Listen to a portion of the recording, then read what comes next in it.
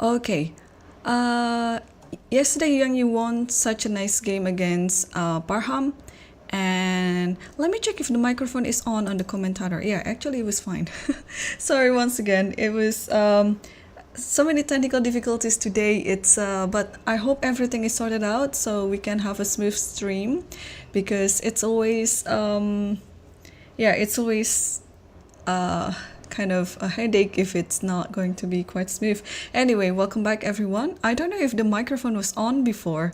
I hope it was, but if not, then let me repeat all the introduction again. Hopefully it doesn't take time, because we are already on round number 8 and the game's already started.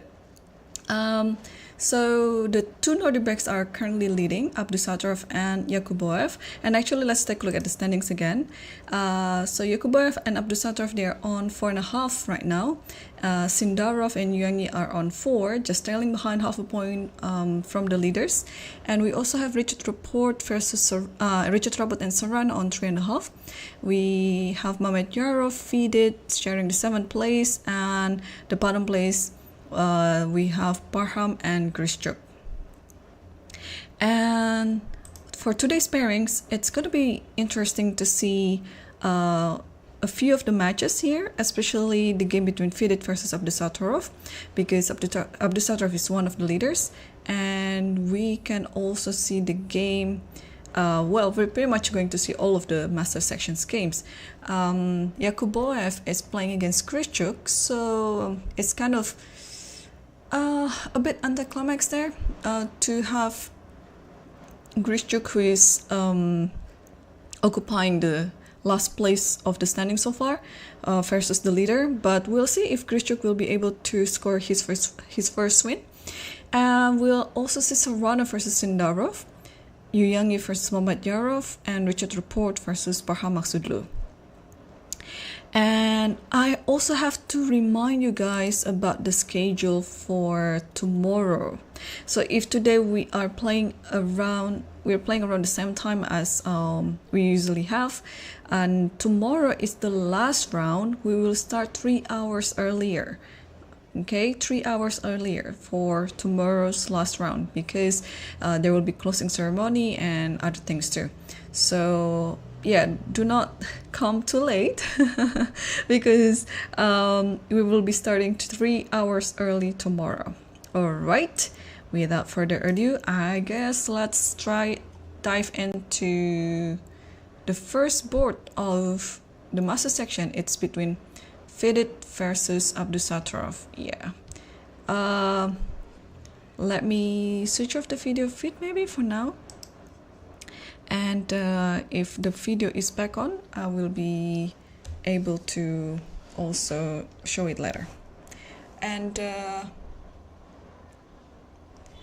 let's take a look what is happening on this position with e4, e5, knight f3, knight c6, bishop c4, knight f6, and d3, bishop c5, castles, d6,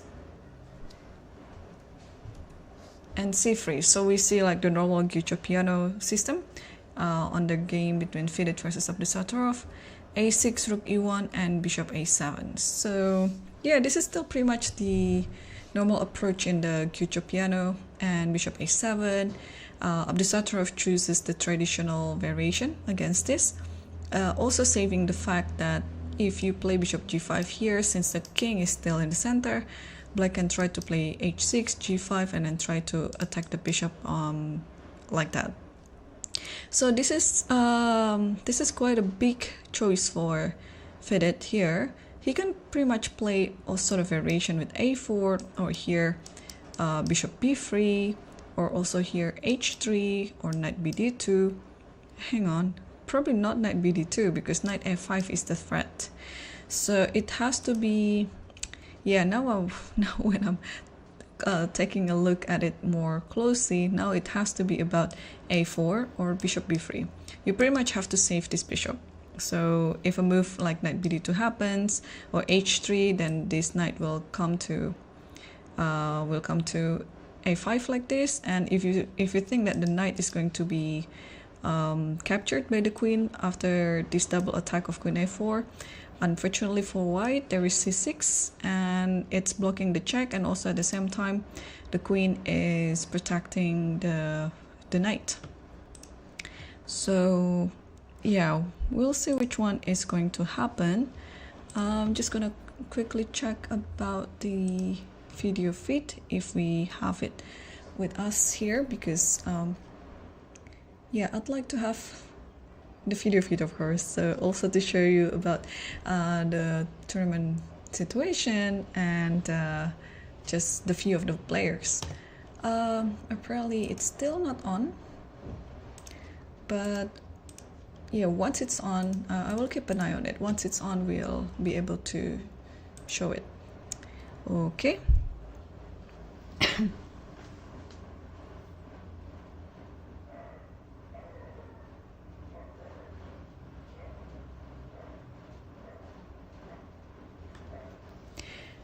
And let's take a look board 2 between Sarana versus Sindarov. And in this, oh, this is the, yeah. When was the last time I saw this position? Yeah, this is gonna be quite epic. Sorry, it's like the, what was that, the Moscow or anti-Moscow? D4, knight f6, c4, e6, knight f3, d5, and knight c3. This is like the starting position of the Queen's Gambit decline. c6, and then we are seeing the semi-Slav now. Bishop g5, h6. Then now it was going to be a Botvinnik, but now it's the Moscow variation in semi-Slav. And bishop h4. This takes c4, e4, and now we're seeing Moscow. g5 and bishop g3, b5, bishop e2, knight bd7, and queen c2, knight h5, and rook d1. So this is the,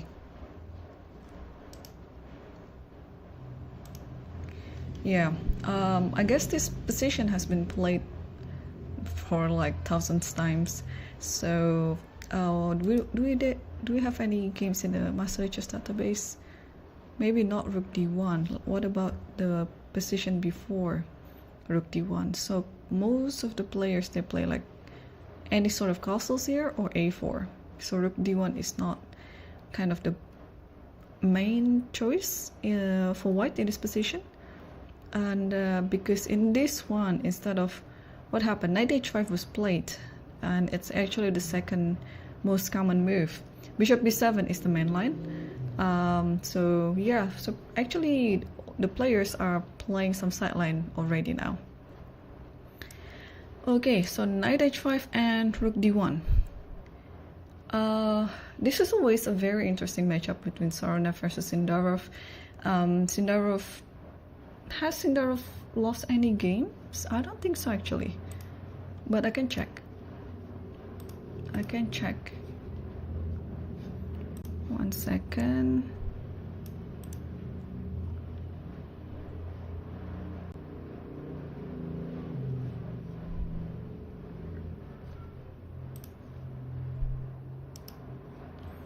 Okay, the video is back on. There you go.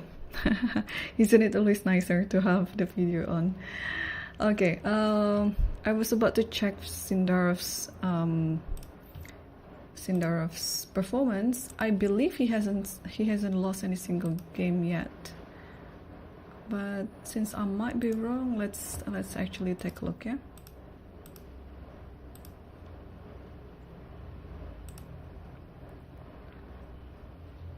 Yeah, I don't think, who hasn't lost in this tournament?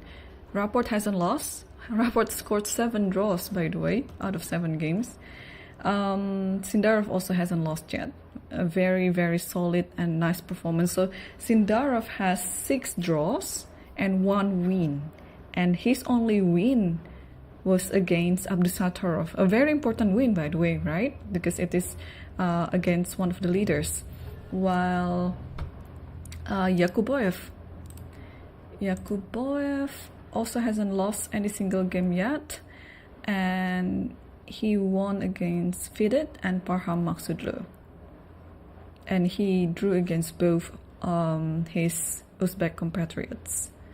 So that's pretty much what is the statistics so far.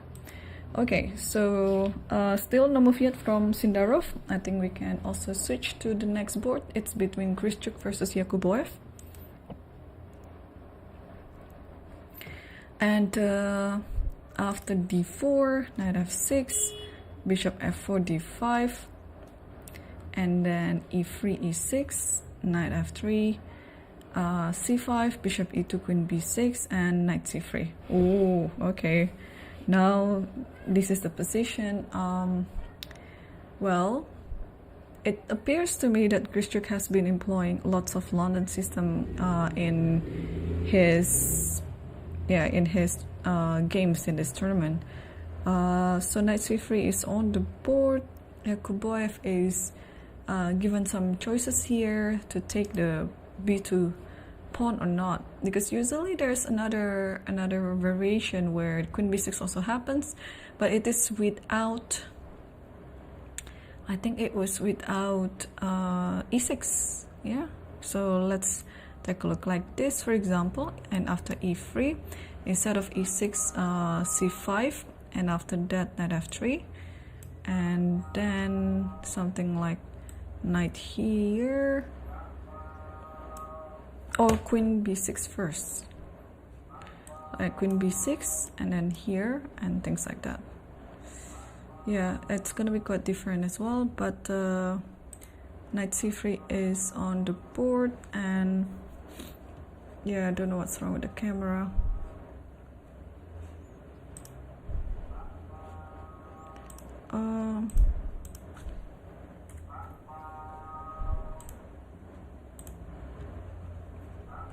Okay, so he played bishop d7.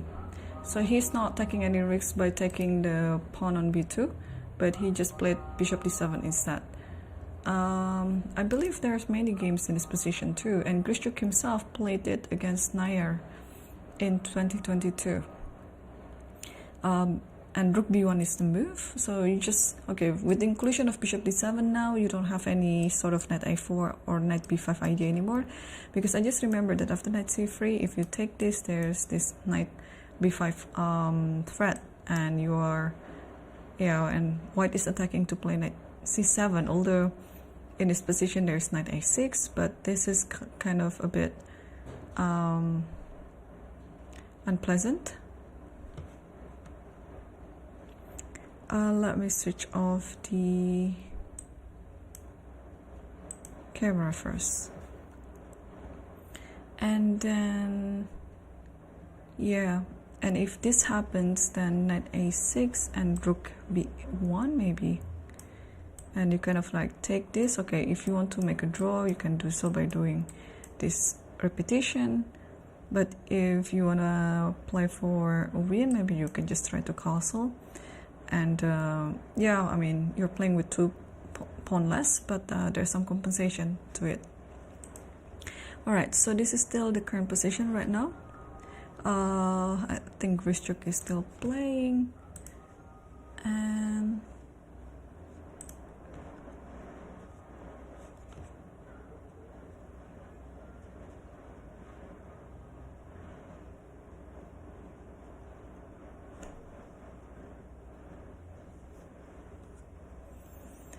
okay, the camera is still not on yet, so let's continue to the next board between Yu Yangyi versus Mamedyarov. And what do we have here? So it started out as a Caro-Kann, e4 c6, d4 d5, e5 c5, and knight f3. So it takes d4, knight takes d4, and knight c6. Takes the knight on c6, and after that bishop d3 and e6. Yeah, so after a few moves like that, it looks like everything is pretty much equal right now, and still within the preparation. So knight d2. Yeah, to be honest, it now looks like that type of Sicilian that we usually see with the pawn on e5. And then a5, queen e2, knight e7, and f3 c5 and c4. Yep.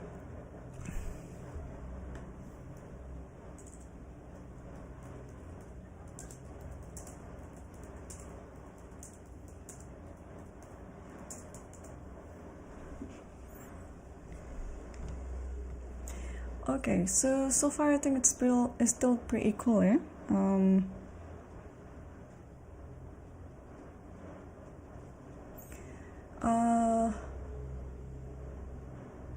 Okay, what do we do in this position? C4, yeah, whenever you have a pawn structure like this, C4 is always like the right move to challenge the pawn structure, and maybe followed by B3 and bishop B2, and then okay, after castle, you put all of the rooks in the center, like C4 and then sorry, D1 and C1. Although if we are going to play such a formation, yeah, this pawn on A5 is ready to play to A4. So yeah, not too sure how to deal in this position. Like what does white get and what does black get in this position? I have to start learning Huracan deeper, because this type of position is a bit unfamiliar to me. But we'll see. Yu Yang yesterday had such a good win against Parham, and he's now on the second, well, not second, maybe third, sharing third, yeah, because the Nordic are sharing the first and second place, so Yu Yang and Sindarov are sharing the third and fourth place. Let's continue the game between Rapport versus Svidler. Still no camera yet. Oh, okay. Let's take a look. What is this? Looks like some sort of a Spanish. Is it Spanish really? E4, E5, knight F2, knight C6. Bishop B5, A6, and then bishop takes. Okay, exchange Spanish. Castle and queen D6.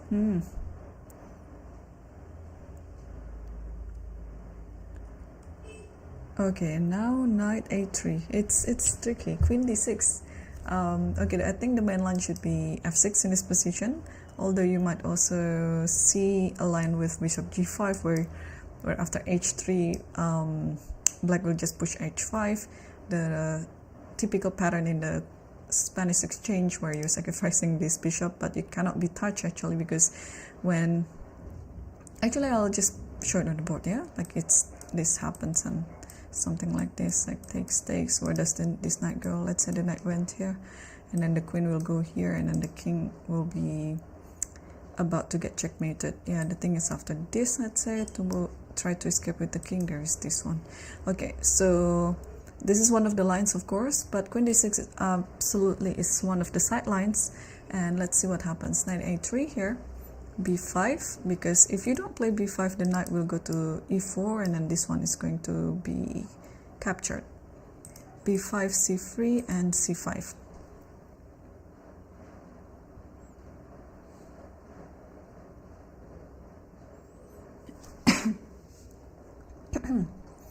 Okay, so what do we get as black in this position? A pair of bishops, probably better center,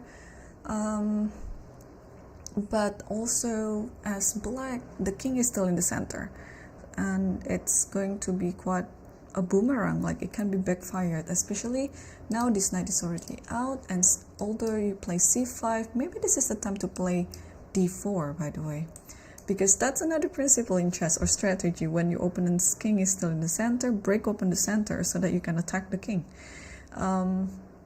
So if Rapport play d4, what shall we do in this position?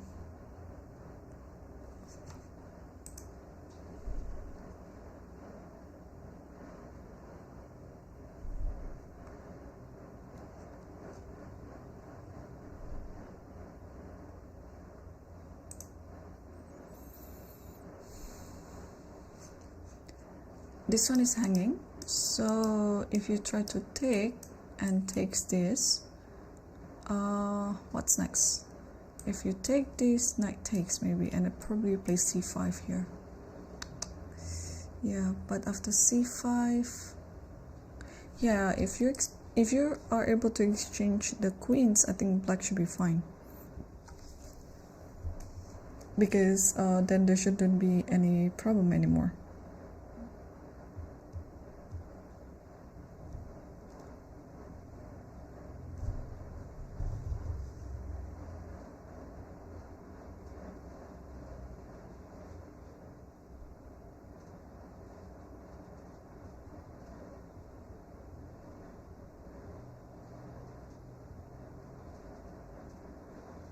Yeah, the thing is, sorry, I just read all the chats right now about my audio being muted. Yeah, the bad thing about having a delay is you cannot really remind me in time because I'm 15 minutes later than you. Or rather, I'm actually commentating everything in real time, but we're just broadcasting it to you 15 minutes later. So I really love to interact with the chat. So here's one. I heard a discussion with a close friend of mine, and I think we are still in a very early days of these anti-cheating measures, because I'm sure in the next few years we'll be able to come with some sort of a system that benefits everyone, not only the players, the arbiters, but also the broadcasters. Because to have everything delayed by 15 minutes, it's a bit kind of unpleasant, yeah, especially for the viewers. Well, you have to wait for another 15 minutes. You cannot interact with the streamers unless everything is real time, of course. And this has been applied in many tournaments as well, not only here, because I mean, this has been around for many years to delay the broadcast in the name of the anti-cheating measures, because when the games are broadcast, there might be some assistance at home that, I don't know. I'm not going to talk about it too long, but it's just that it would be nice to not have everything delayed by 15 minutes or any minutes. So it would be better to have or to know everything just in real time.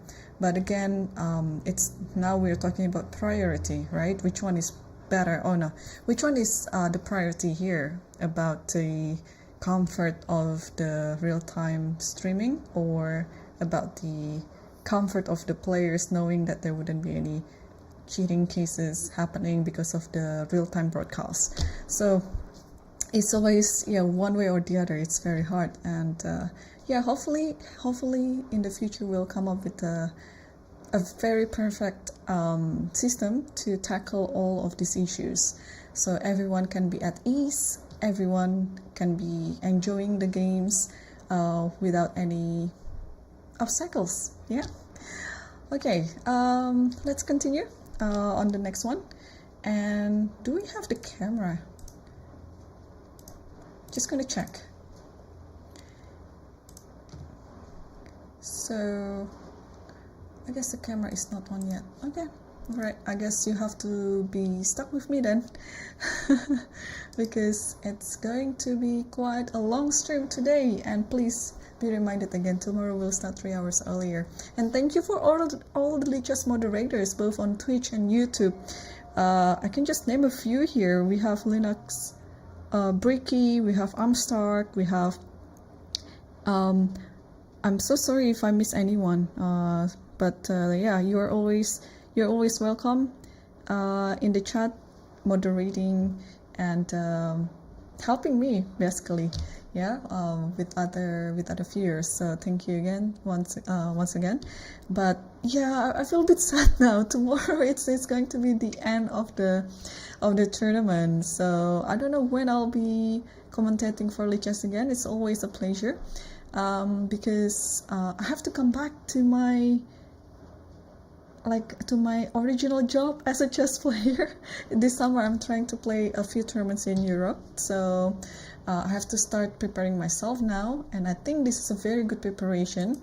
I'm so happy that in between my tournament schedules, I've been commentating for Lichess for how many events now? The candidates, for sure. It was my debut back in April. It was such a good experience actually overall. so many learning curves that I got out and off the board, because, well, it goes without saying, when you're commentating such a high-level tournament like the candidates, you see it firsthand how those players are playing, their novelties, and just interesting openings and variations. And besides that, I also got to learn how everything is being produced. So it's always nice to learn something new. And I also did the Sergio Moses and the Casablanca chess variant, and now this one, UzChess Cup. So yeah, hopefully this is not going to be the end of my partnership with Lichess, and we'll be able to come together again in the very, very near future, covering more tournaments again. And yeah, okay, I'm a bit emotional now. Oh, what's going on? Oh, okay, suddenly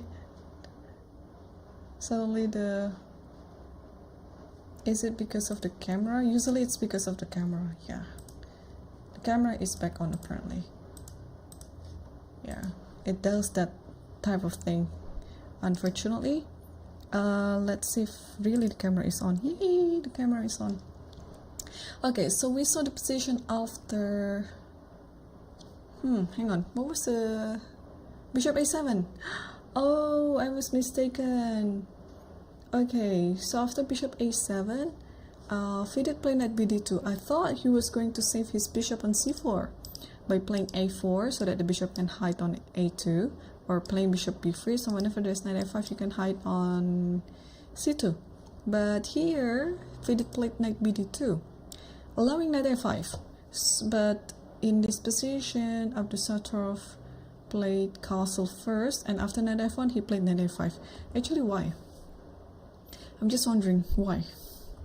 Like, can you play this immediately? Ah, the camera is back off again. Okay, so sorry about that.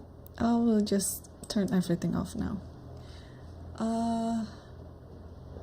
So does it have anything to do with queen check actually? Because after c6, b5 is coming, right?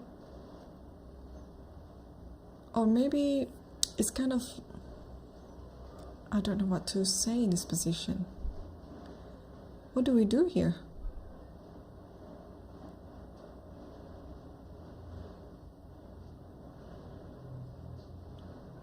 Maybe not queen a4, but I think it should be fine, right, to play knight f5 right away. What does the computer say?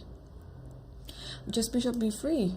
Okay, so at least we can make sure that there's no tactic or whatever in this position. Okay. Why do I look like very short in this camera?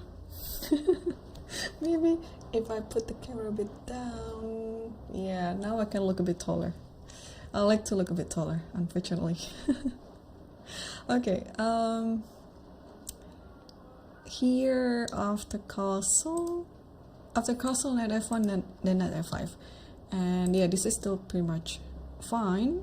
Bishop b3, knight takes b3, a takes b3, knight g4, d4. Yeah, it's quite a practical way to stop the idea of taking the f2 pawn. Yeah, you don't want to trade maybe by playing knight e3, although this type of idea is always paired up with f5. So are we going to see f5 on the board?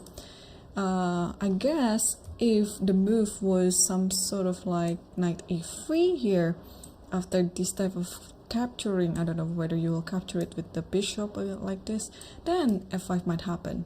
But since after knight g4 Fedorchuk played d4,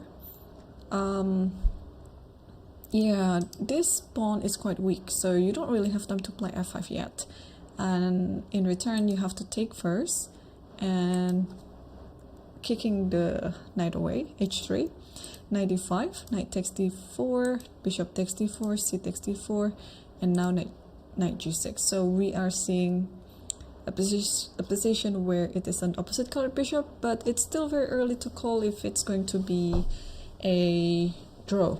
because there's still so many pieces on the board. What can we say about this position? First, white has a better center, but white has also a permanent weakness on the b file because of this double pawn. So we can safely assume that if somehow the position goes to the endgame, you can guess who is better, right? Black is going to be better due to the pawn structure. But also what we know about the opposite colored bishop is it's going to be quite an attacking game, because having the opposite colored bishop means both sides are going to attack different things, because the bishop is going to just attack its color. So white pieces here are going to attack. I assume the bishop will go to something like this. So maybe to start and putting the bishop on c3 like that, maybe it's better if we play d5.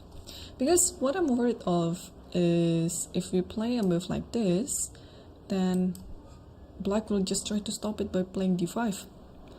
So maybe it is very crucial now to play the d5 itself for white. Hey, we got a video again. Let's do it. Yay. Okay. And let's go back to the current position, knight g6, so that you can see the time situation. Oh no, what is wrong with the video today? No. Please, video, come back. Okay. It was quite a short-lived. Alright, knight g6 is still on the board. Apart from d5, this is what Fedit can play. What else can Fedit play in this position? The knight belongs to g3, I think that's for sure. d5 is about to come, that's why. Oh, and also this type of position, it's very typical to play queen h5. Well, usually you have one more minor piece or two, so that this queen h5 can really make sense. But it stops d5, right? It stops d5, but also, what about f5 here? The thing about pushing f5, it's a very committal decision to make. It might be great, but it might also backfire. So I don't know which one is the case in this position. Is it a good thing or the bad thing? So probably after f5, I push e5, and suddenly white will find himself having a pass pawn in the center. So I don't think f5 is working. So queen h5, it's very interesting. You also want to pair it up with knight g3, and since d5 it's not really a big deal at the moment, then maybe you can play f4 and then e5 like that. No, I like queen h5 now. I like queen h5. I like try to play more like aggressive chess, but also, yeah, this is my style. I'd like to combine the aggressiveness of what my position can offer, but also I'm a very old-fashioned player as well. Like, I'm very old school. I like all these classical principles that probably is a bit frowned upon amongst the young players these days, because I don't know whether it's a good thing or bad thing, because there is this prior knowledge that players my age have learned in their youth, which turned out to be not very efficient a part of learning these days. So it was a good thing in the past, but nowadays it's no longer relevant. Like maybe it's still relevant, but it's not that as efficient as we thought. So for example, like I just learned something about one particular player today, but not chess player. It's a table tennis player, ping pong player. I don't know if you are any of ping pong or table tennis fans, because I am. I play this sport too. There is this player called Fan Zhentong from China, and he's I don't know, maybe he's the current world champion. He's so good. So all the table tennis players should know about him. And then there's this rivalry between him and Ma Long, a little older than him. So it's like half a generation older than him, not completely one generation above him. And he used this type of theory in table tennis, where it was frowned upon in the day, where back in the day you might be called out as an amateur by like the ping pong expert, because when it is time for him to do the offensive, he's doing the backhand and something like that. But he's been using this technique now, and it is widely acceptable that it is okay to use such a theory. So I guess such evolution is not only happening in chess, but in many sports as well, because as the technology advances and there are more research, there are more things that is learning about the sports, and you can somehow find your way to learn it in more efficient way, and also suiting your style too, because it doesn't mean that if you find some theory like that, what am I telling? What I'm telling is sometimes the perfect style is the one that's very original, suiting your style, but also it is acceptable by the wide or the general assessment and theory, something like that. And some of the understandings in chess, they're not applicable in the past, but they're very applicable now, and people are starting to accept it as a way or a new approach in playing chess. So I hope I explained it well. And here in this position, how does it relate to this position? I'm losing my train of thought now. When I'm stopping, I'm losing it. So, okay. How did I get to that metaphor or that comparison coming from this position? Okay, probably what I want to say is this type of position, usually back in the day, you would like to prevent yourself from having double pawn like this. And why are you doing this to yourself? Like, I have no idea. Like, old players would be like, you have like this permanent weakness on B file that you wouldn't be able to untangle them. They will be there forever. And meanwhile, in the black scam, black doesn't have any significant weaknesses that black can try to play slowly and consolidate everything. And in the end, when black gets what he wants by trading out the pieces, you find yourself in the endgame, and then you find yourself in the worst position because of this double pawn on the B file. So it is very important for FIDE. Knowing that principle is very important for FIDE to play more aggressively, more active, and not to lead himself to the endgame. So that's why Queen H5 comes to my mind, because it feels like you just want to have a more offensive approach in this position, something to do around the king side. But I just see that FIDE just played knight g3, and this knight is, at least it's aiming to the king side, yeah?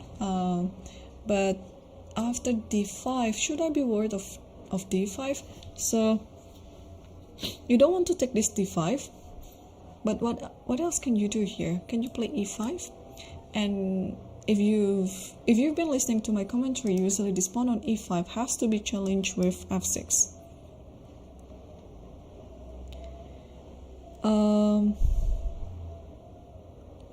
Yeah, f6, but in this position it might be a bit tricky. Yeah, if f6 happens, I think this f4 is ready to be pushed to f2 f4, and then now the position in around the center is kind of close.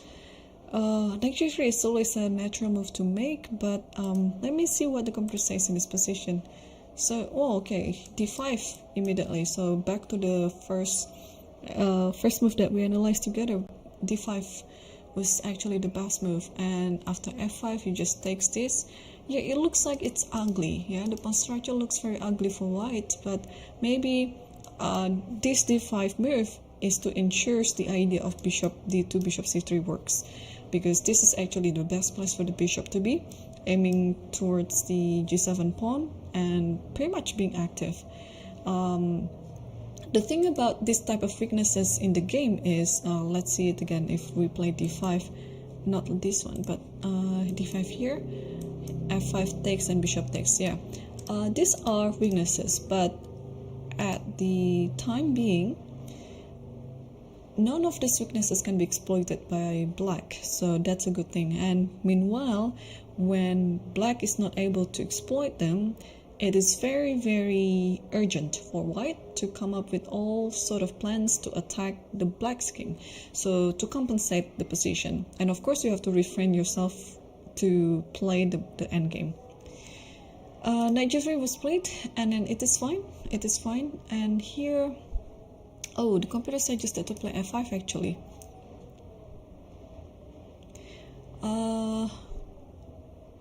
F5. So if you take here, bishop takes, you find, yeah, and d5 again. Okay, so d5 is always the idea all the way. Yeah, you have to improve this bishop at some point. You cannot just let it be like that. The good thing also about the rook is you don't have to develop it in a traditional way via c1, d1, or e1, but you can actually consider doing a rook lift to a4. So if the position presents itself, so we'll see. Knight g3 is still on the board, and still no move yet from Abdusattorov. But yeah, time situation is always something that a bit concerning for Fedor, because if you notice that he's been always having some time issue, his time management is not always the best. Probably, I hope also this is just one-off thing, but apparently he has this type of trend for many of his tournaments lately, so I hope he can improve on that part. And meanwhile, let's continue to the other game. I hope the time is wrong. I don't know what's happening here, because you see, Sarana doesn't really spend much time. Probably it is still okay, it still should be he's within preparation. But Sindarov here, he's down to 47 minutes. It's such a huge time gap between them two. So hopefully this one, Sindarov can also improve his time management. Or maybe he's a bit confused in this position, because it looks like it's a very familiar position in Moscow. But since Sarna is playing one of the sidelines, and you have to be actually careful in such a position, because this is a very concrete variation, and I'm a bit scared for Sindarov actually. If you don't know this line, and then you have to figure things out yourself on the board, calculating every single move, it's gonna be quite a nightmare. Not only that, eventually you'll find yourself in time trouble, but there's always a sense of doubt in your calculation. Like, what if it's wrong? What if I miss something? Instead of knowing the variation beforehand. So I guess we saw the position after rook d1 and then bishop b7, where we know that bishop b7 was the main line, but it was before knight h5. And now d5 happens. I'm sorry. Don't know what's happening with me today. Okay, so come back to the game. Since I also have no idea what is going on here, and I think I'm not the only one, because Sindarov is also trying to figure it out himself. Even at 2700 is also a bit confused. I think since I have the power of consulting with the engine, let's do that. So according to the engine, you have to take it with the c pawn. C d5, and then e d5, knight takes d5, and knight g3, h g3, and bishop g7. Okay, and knight e3. This knight is kind of tricky now, and I don't think it's castling. because if castling, then this knight, yeah, then it's just winning immediately for white, because the knight is pinned, and I think this is the idea that Sarana is trying to get. You can play queen f5, you can play knight f5. Yeah, this is such a good spot for the knight. So up to, okay, cd5, ed5, ed5, all these moves are pretty natural to make. Oh, we lost the camera again. Okay, let's come back to this one. Yeah, this far it's still pretty natural. The hard thing in this position, okay, bishop g7 is still also natural, and knight e3. Yeah, the hard thing is to come up with this move, I guess. Queen f5, king f1, and then rook d8. Actually, when I see it again, it looks very natural. But ooh, look at this. Knight takes g5, hg5, rook takes, bishop takes, and queen h7. Yes, queen h7. And after bishop f6, bishop h5. Wow. And do you know, still it's a 0-0-0 position. And after knight e5, protecting f7, you give a check here. King e7, only move. Knight f5 check. King e6. Almost, the king actually almost get mated. But apparently the king is just safe. So if you go here, I think it just takes everything. Yeah, takes. And black is already up a piece anyway. So if knight g7, you don't take, because if you take, the rook is hanging. Yeah, here you can take it with the rook, and then the king is about to get mated. Oh, still, actually still, you can still take it. This is still like a drawish position. You just have to play bishop f6. And after check here, bishop e7. That's deep. Okay, but Sindarov didn't do that. Sindarov took the bishop first, knight takes g3, and h takes g3. So this is what's happening on the board. And I think this is still quite interchangeable, yeah, between knight takes g3 and cd5. So you can play cd5 first, or you can play knight g3 first. I think it's gonna be quite similar like this, and then we can transpose to that line by playing this one. Yeah, not sure if it's gonna happen. I hope it's happening there.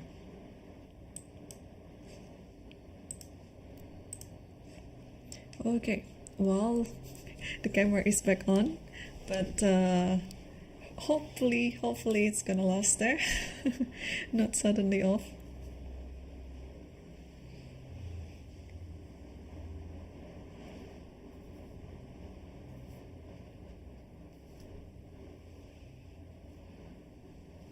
Okay, let's continue seeing the next position. It's between Grishuk versus Yakubboev.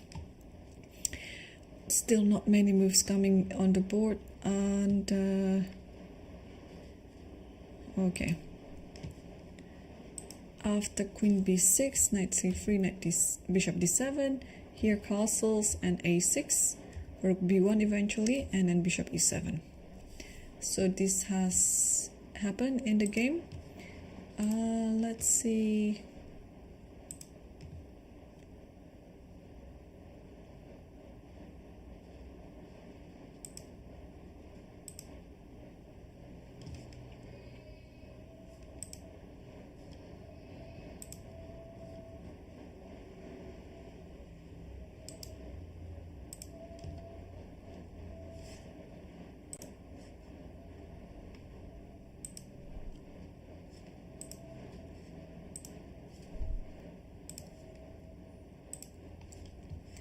Okay, bishop e7. Yeah, Yakubboev doesn't take any risk in his approach against the London here. He's just been playing like normal chess. He didn't take b2 earlier on, and he just develops normally like bishop d7, bishop e7, and now after bishop e7, I assume that he's intending to just castle here. And yeah, it will be depending if Grishuk is aiming to play for a win, or is he just okay with an equal position. Okay, let's also see the next one between Yu Yang versus Mamedyarov. And what's happening here? Whoa, the game has turned into, what am I seeing? So, okay, Queen e4 is already on the board. So I think we saw the last move c4, d takes c4, and bishop takes c4, knight d5, h4, bishop e7, h5, and you have to stop it, so you play h6 and queen e4. So there were a few ideas here. First, that you want to attack the knight on d5, probably by playing a move like, what can he do? Maybe b3, bishop b7, rook d1, something like that. Or additionally, there is this idea with bishop d3, that is to hinder your opponent to do the short castle, because it's gonna be quite a disastrous moment if this happens. So probably to step away from this pin, it's kind of like a pin, right? You just play rook b8 first, although after rook b8 there might be b3, but now bishop here is nice. The only thing about this is you have to be willing not to castle, because there is bishop b5 check and king f8. Yeah, probably this is not the most interesting follow-up then. Apart from that, maybe it's also time, since this bishop is very nice and very active anyway, maybe it's time to just exchange it by playing bishop a6. I don't think white would be willing to trade it just like that. And if this happens, then I think only black is better because of this knight being on the center. But if white didn't take the bishop, what should white do? Bishop b3, it allows c4. Do we like this position? Okay, there is this check though, and then this one maybe. Although now black is not castled anymore, but the position has been changed. I don't know for the better or worse. There's knight d4 attacking c6 as well. Yeah, I'm not too sure actually which one is better. Maybe c4 is not a good move, like after bishop b3. Yeah, since now this already protected, what do we do here?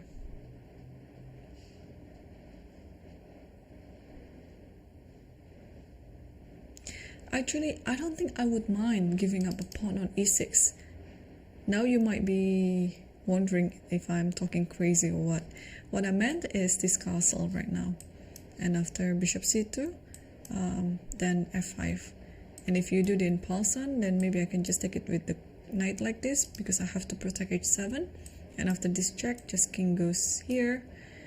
And since this king is going to be in the center, then maybe it's okay to do it.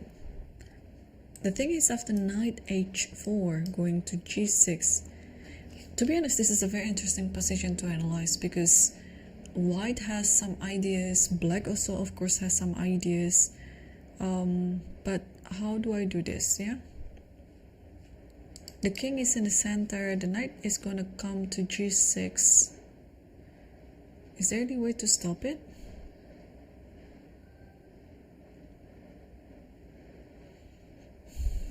Yeah, not sure.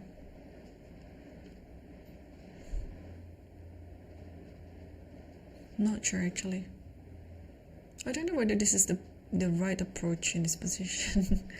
I just like to attack, and since there's no risk of me showing all the lines that I'd like to play, and I always can come back to the original position and redo it all over again, then why not, right? Okay, but I like starting with bishop a6, because it's just out of principle. You just want to trade this good bishop with your own, But after bishop b3, some of the ideas can be bishop a4. So let's castle. And after bishop here, you don't have anything else to stop queen h7 apart from this. And after this, okay, I have 3 pieces to take this one. With the knight, with the rook, or with the bishop. Which, to be honest, I think it's fine taking it with the rook.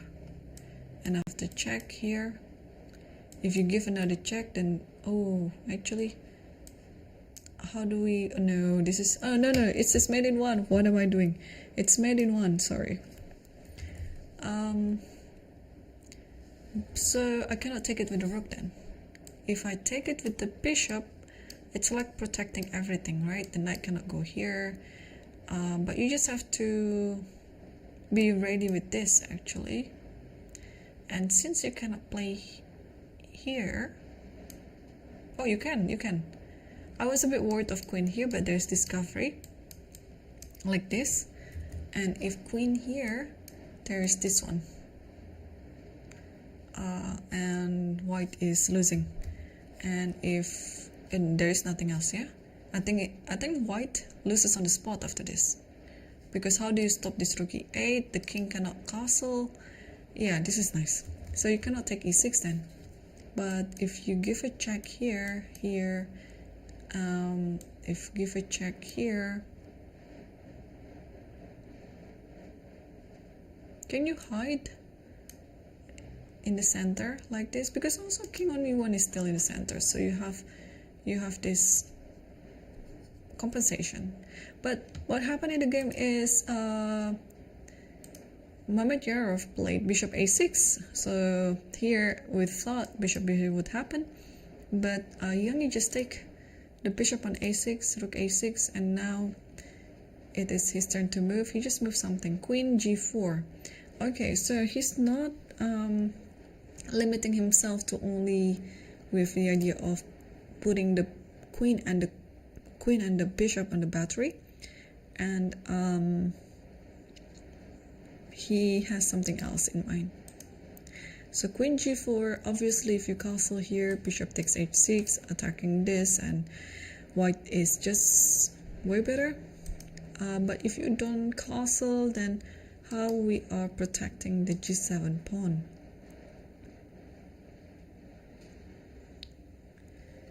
King f8, bishop f8. I can only come up with those 2 moves. I don't think it's rook g8 because bishop h6. I don't think it's g6 because of hg. So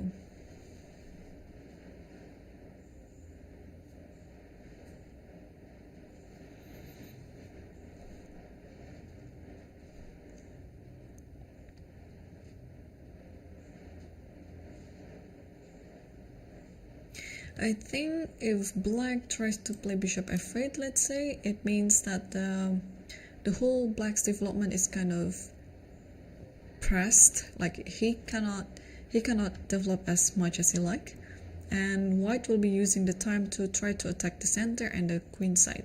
So maybe here just castle. And how are you going to release yourself from this tension on g7? It's still going to be pretty hard. So I guess what Yang has in mind is he just wants to have a development advantage and just using the time to create more problems in the black's position. Okay, yeah, Yang has been performing quite well in this tournament. Like he suffered a loss. I guess it was one loss against, who did he lose to? Let me try to remember. He lost one game. Abdusattorov. Oh yeah. That long game actually. Yeah, against Abdusattorov.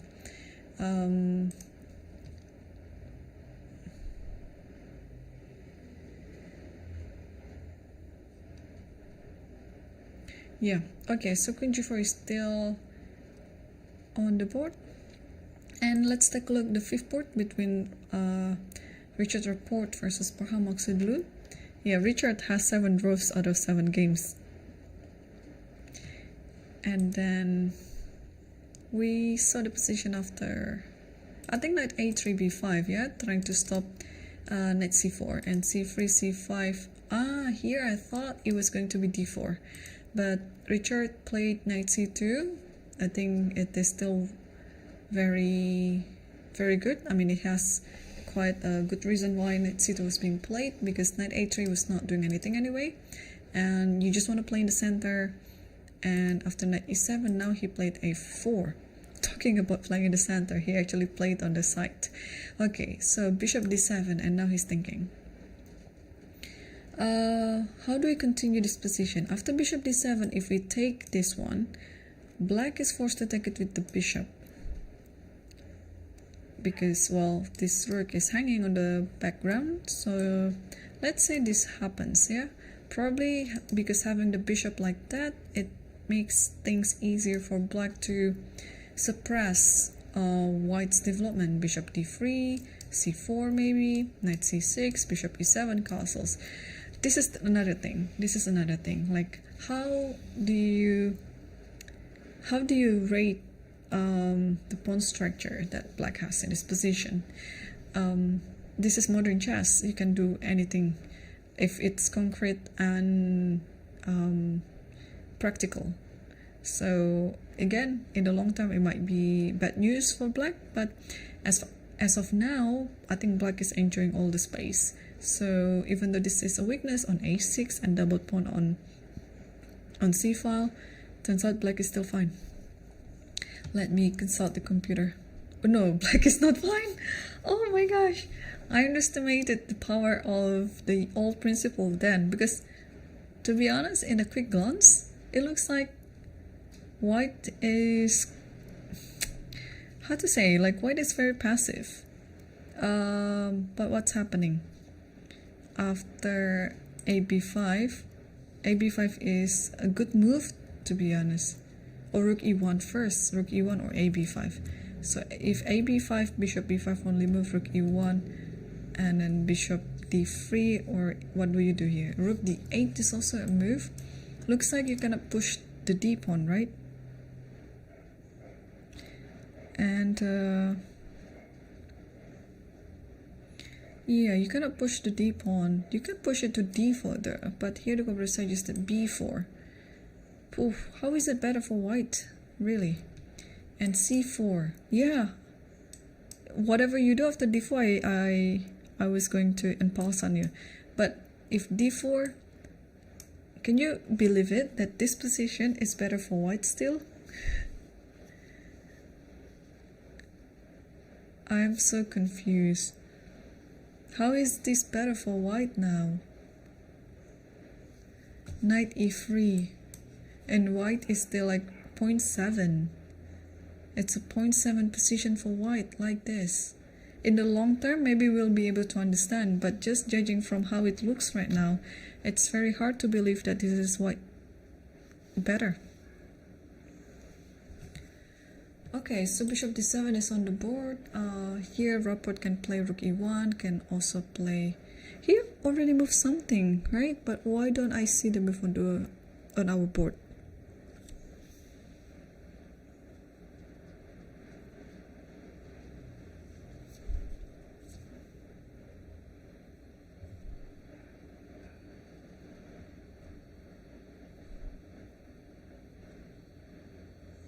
What is the move that Richard Rapport play?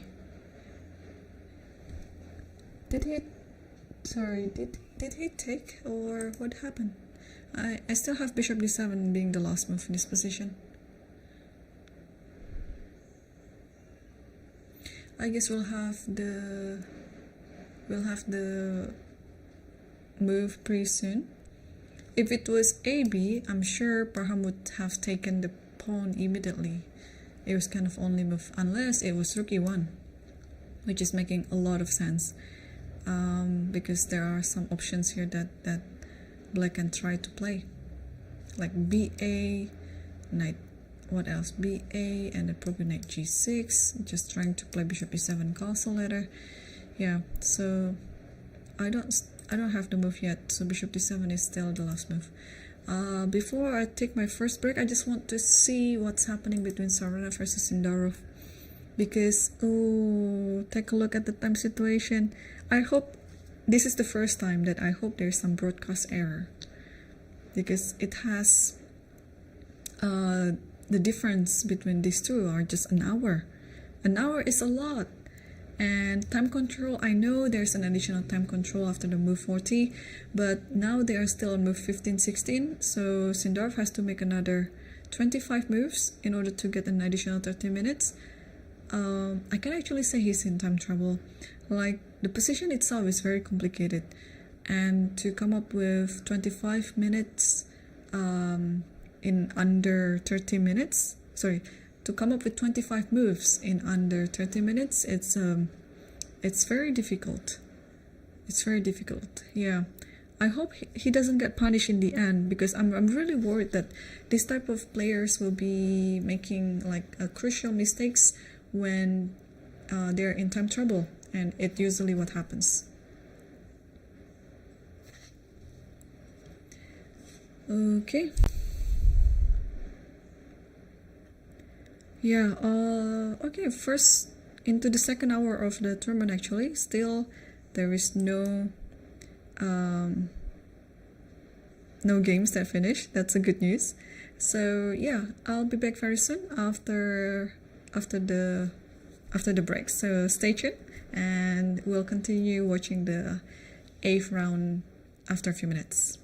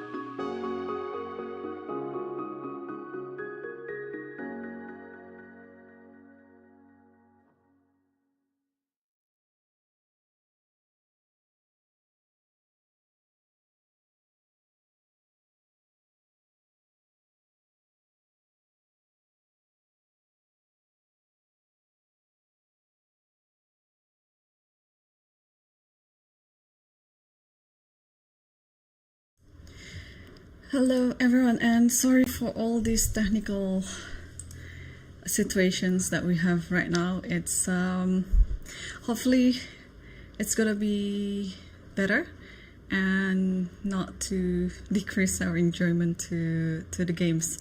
All right, so here let's update ourselves on the game between Sarana versus Sindarov, and I think up to this point we have everything according to the analysis before, but I'm a bit concerned again about Sindarov's time situation, because now, even though he managed to find all this good continuation according to what the computer suggested, knight takes g3, takes d5 like this, and then bishop g7, knight e3.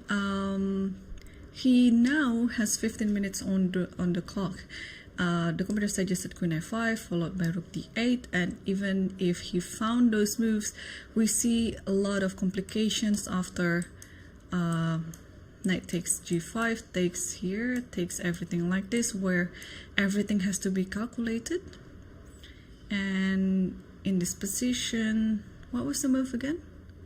I think it was bishop f6, and after bishop h5, knight e5, something like this, and after queen check here, king e7, check here, and then check here, and then just this repetition.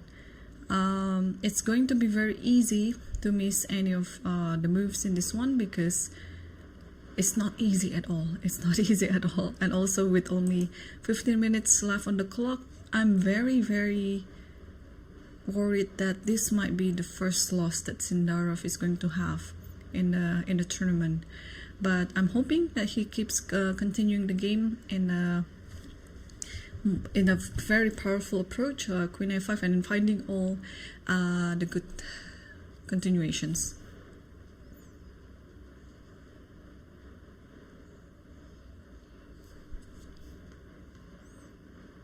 Okay, let's see. Oh, he played queen a5 already. That's very good. That's very good. I think we're going to see king f1 very soon.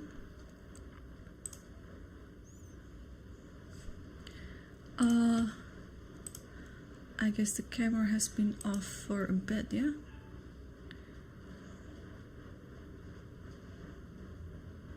Yeah, so I guess we have to go without the cameras of the live feed. And let's take a look at the game between, which one do I want to take a look? Probably the first board between Fedorchuk versus Abdusattorov. Wow, what just happened? After knight g3 here, Abdusattorov played f5 immediately. I think this is the computer line as well, right? e5, bishop f5, and queen f3.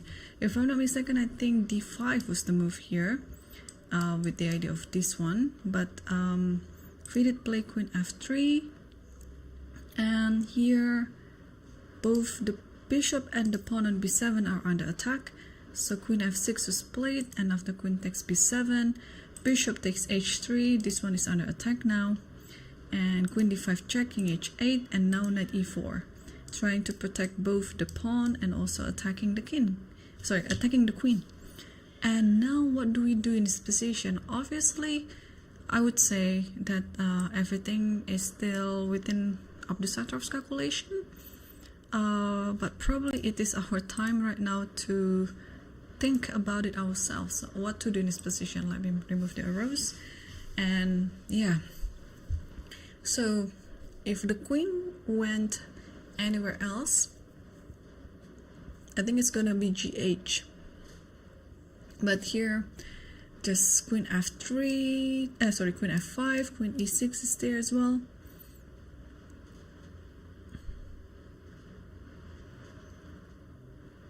What else? Yeah, maybe queen here. You're forcing this queen, and is it really forcing? Maybe not. The queen can go to c6 or b7 again, but it will give time for black to do something. Bishop g4 is there, d5 is there, so probably after queen f5 here he has to take, bishop takes, and playing this position. But I think this endgame looks nice for for black because of these pawns. So do we have another move apart from queen f5?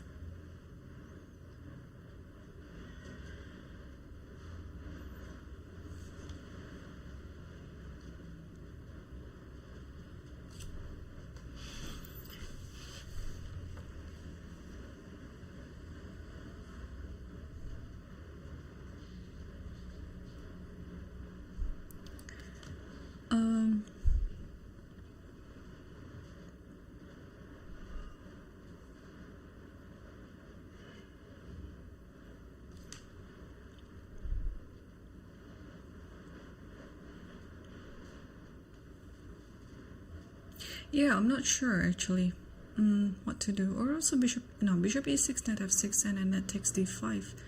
So probably queen f5 is the only move. What does the computer say? Queen f5. Can we play queen e6?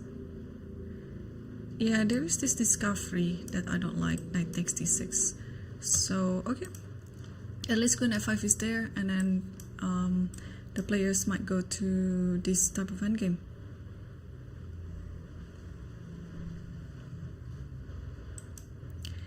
Alright.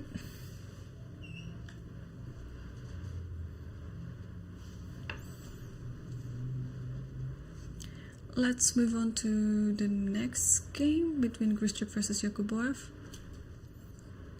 Let's see this one, what is going on. So not many moves coming up on the board.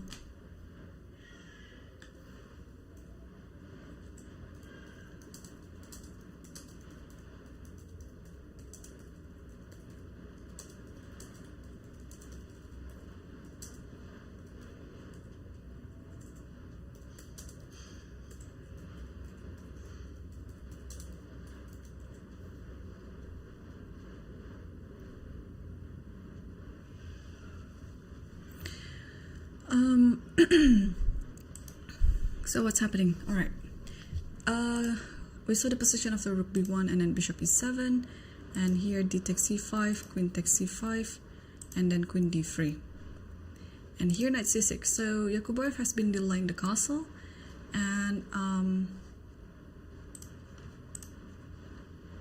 oh, we actually have the feed on right now. Yeah, it's always on and off, and I don't know when it's gonna disappear, when it's gonna come back again. So it's always like a lottery, like sometimes you never know what you're gonna get until it happens. So let's see, video feed 3 if it's happening, or video feed 4.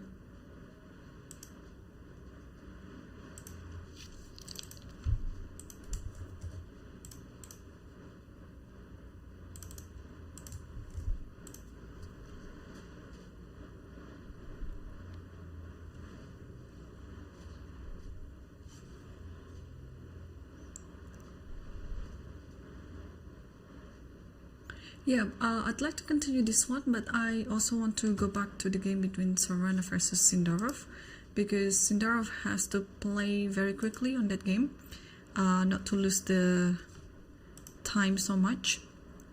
And he eventually, so he played the right moves, queen a5, king f1, rook d8, but here instead of taking g5 according to what we analyzed before, Serena played knight f5, and since you cannot really castle because of all these sacrifices on g7 and g5, here king f8 was played and rook d6. So tough situation for Sindarov, because it's still a 0-0-0 position in this one, but since Serena is ahead in time a lot, he's not spending any time. Look at this, 1 hour and 30 minutes on the clock still, while Sindarov is down to 11 minutes. So I'm not going to be surprised if in the end Sindarov suffers his first loss in the tournament. So rook d6 is on the board. According to the computer, queen takes a2. Yeah, I'll put the engine on because I really don't understand what is going on in this position. And here queen d1, attacking the knight on d7, queen b3. So if you take this one, queen will be taken, and after rook takes, actually, what is going on?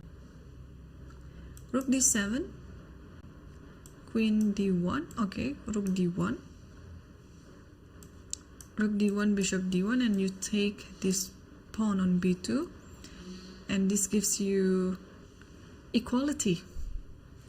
Look at that, this position is equal. How is it possible? It's still 0-0-0.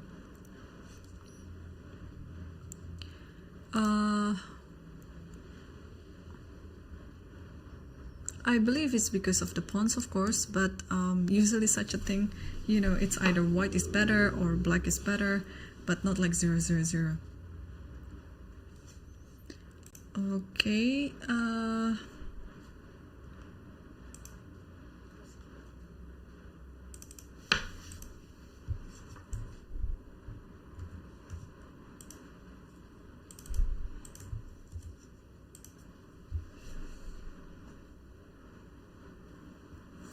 yeah, less than 10 minutes to go for Sindarov, and he still has to make, wow, so many moves until the 40th move. Okay, let's come back to this one a bit later, while we are going to see the game between Fedorchuk versus Abdusattorov. So Abdusattorov finally played queen f5. Yeah, so this is queen f5, and I think Fedorchuk took the queen, or did he do something else? Oh, he took the queen, and here, yeah, Abdusattorov will take the queen back with the bishop eventually, but he's just waiting for the right moment, I guess. Oh, there was a draw offer. That's why he was hesitant to take it, because you can see it from, okay, luckily we have the video feed on the right moment, because then we can explain what was going on their game. So I thought it was kind of natural, and of course it was according to the plan to take the bishop, sorry, to take the queen with the bishop. But he was a bit hesitant. I didn't expect that there was a draw offer made by Fedorchuk, and instead of playing his move, he accepted the draw offer by offering a handshake. So it means Abdusattorov is going to still be leading. Of course, it would be depending on the game between Yakubboev and Grishuk, but at least he maintains kind of like the lead to the last round tomorrow. It's going to be very interesting, and especially the game between Sarana and Sindarov, although objectively the evaluation is still like pretty equal, 0-0-0. Sindarov is kind of losing in a sense of the time situation.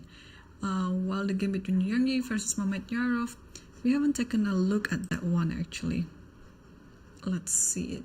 Mamedyarov, Yang Yi, both 4.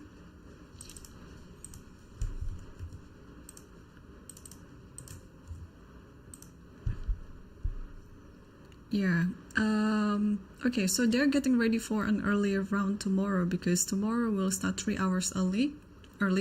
So be very ready. Get your popcorn, because I think tomorrow will be, of course, the decisive day of the whole standing of the tournament, because I don't think everything will be decided today.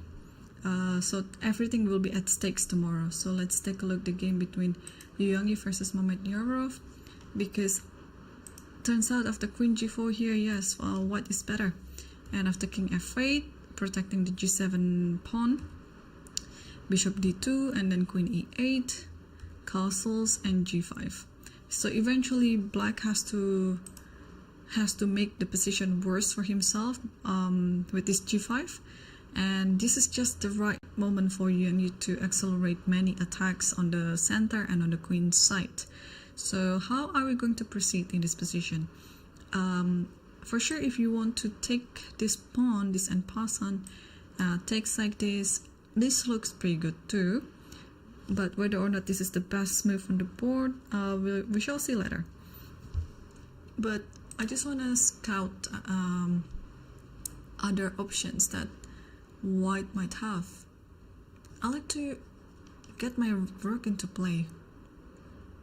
Probably rook ac1, because the idea of g5 is allowing the king to have the space to g7 so that the rook can somehow be active. So what do we do in this position? Probably I'd like to play this move, knight h2. It looks passive, but my idea is to play f4.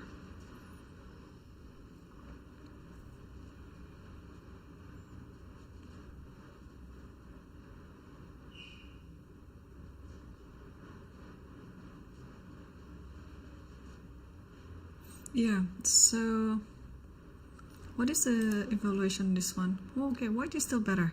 So after g5, okay, it's better to actually takes this and f takes and then bishop e3. Yeah, you have to attack this one, I guess. And after king g7, you put the knight on d2. That's the idea. Yeah, the thing is, this knight is good. It's very good in defending the position, so you don't want to trade like this, because after this, then this, and knight will go to e4 and maybe rook to f6. Yeah, the game will be played out by itself and white will win. So still no move yet from Yu Yang after g5, and I guess we can switch to the other game.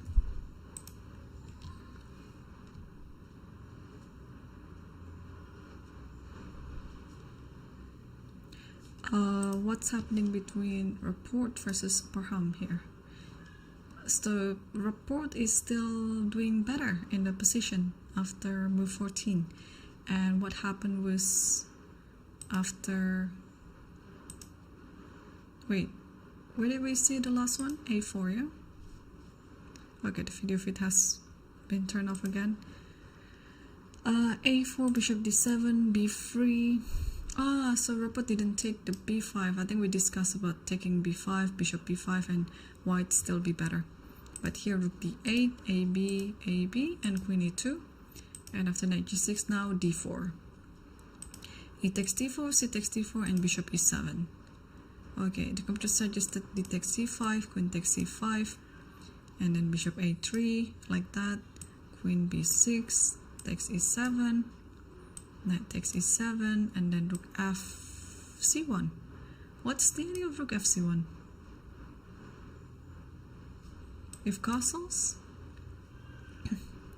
Queen here. Oh wow, that's a very deep plan, because if you takes, and then this one is being attacked, and the knight here has so many good centers, knight e5, also this one, everything is protected. So the position is still like this after bishop e7, and Richard is still thinking. Let's come back to the second board actually between Sarona versus Sindarov,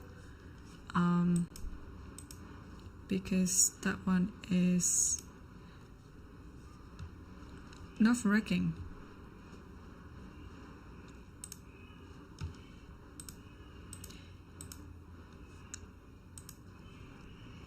So what happens after rook d6? Sindarov still hasn't played yet. Oh my gosh, this is a nightmare for him. This is a nightmare for him. Although we can come up easily with the move queen a2, queen d1, queen b3, but still in this position, you have to think everything carefully, and it's only white that is. Oh no, g4, and this is a mistake. But of course, it's very hard to tell during the game, and especially when you don't have much time on the clock. It's easy for us to tell that g4 is bad. Knight 3, knight f3, d4 is coming. Everything is coming. This pawn will be lost eventually. Yeah, I already have a feeling that Sindarov will lose this game, and I just don't know how he's going to lose it. It's because the time situation forces him to play faster, and on the other hand, this position requires lots of calculation, and he just doesn't have time to calculate everything, and he will have to scan everything quicker, and yeah, sooner or later he will play a mistake. So that's pretty much it's pretty much on the book. So I'm gonna check if we have the. Okay, we have the video on. All right, yeah, it's nerve-wracking right now, like what to do after g4. Even a move like knight here, I think it's still pretty good for white. No, it's actually bad because of bishop e5. Okay, who would have thought? So the knight has to go here because if bishop e5, let's say, what's the difference? What? Queen c1?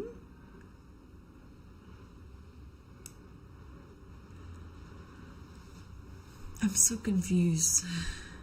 Because after this, I think you take h6. And you cannot take it back because it's gonna be a checkmate to the king. So you have to play rook g8, and now rook takes d6. So you're sacrificing a rook temporarily because you'll get back the exchange in the end with a much better position, and it's now close to winning because now queen here is about to come. And okay, rook here, cheeky, threatening a mate on h1. Yeah, I was about to play queen g5, but this is a mate on h1, so you have to stop it. And the thing is, if you play king here, why can't you play king here actually? Okay, the computer suggested rook h6, and after rook g8, queen f4. Probably because if you play king h1, then it will give the tempo for the queen to go to e1 later. So, I mean, no, this is still very hard continuation. It's not that easy to find all of these sequence.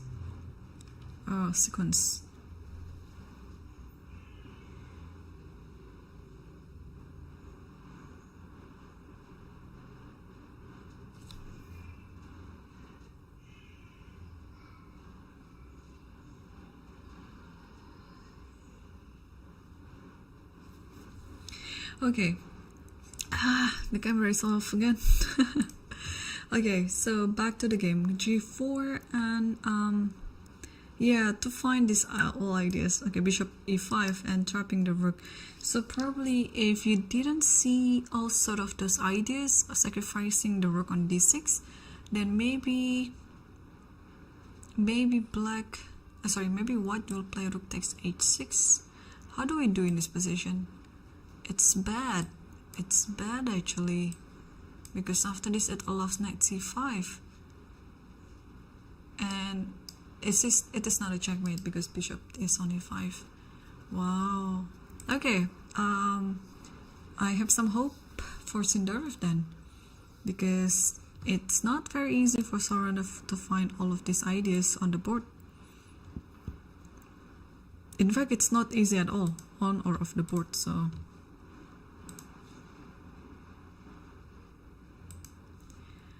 let's continue seeing other games. What about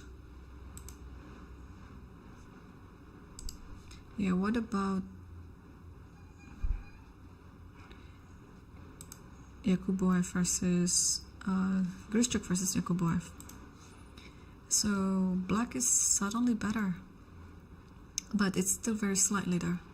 So d takes c5, queen takes c5, queen d3, knight c6. I think we see it that much, and after h3, b5. A little bit slow compared to the other games.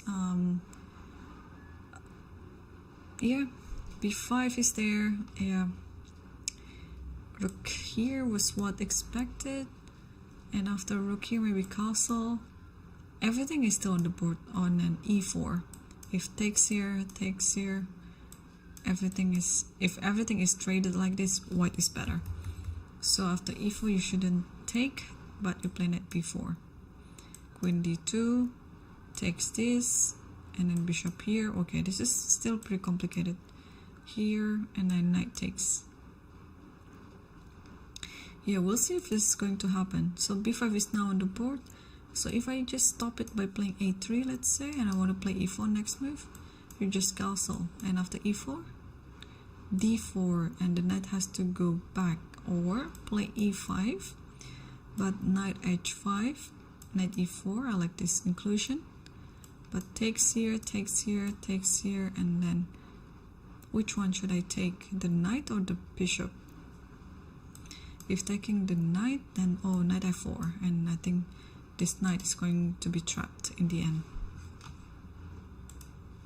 So you have to take the knight on d3, and going to this endgame.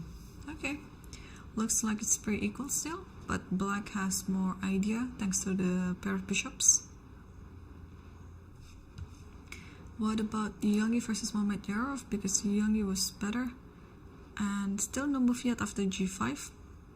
We expect him to do the end pass on. Yeah, this, and then bishop e3.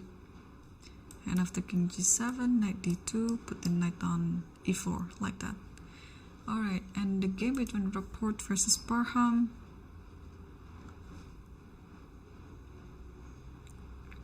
So after knight g64, Parham took the pawn on d4, c takes d4 and bishop e7.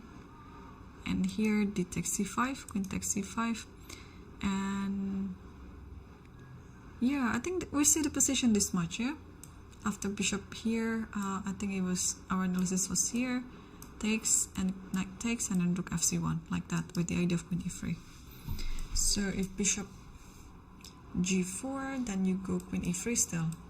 Takes here.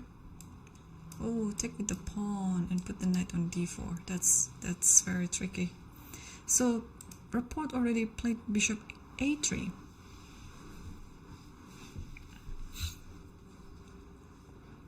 And now we're waiting for Parham to play his move. Where does the queen go?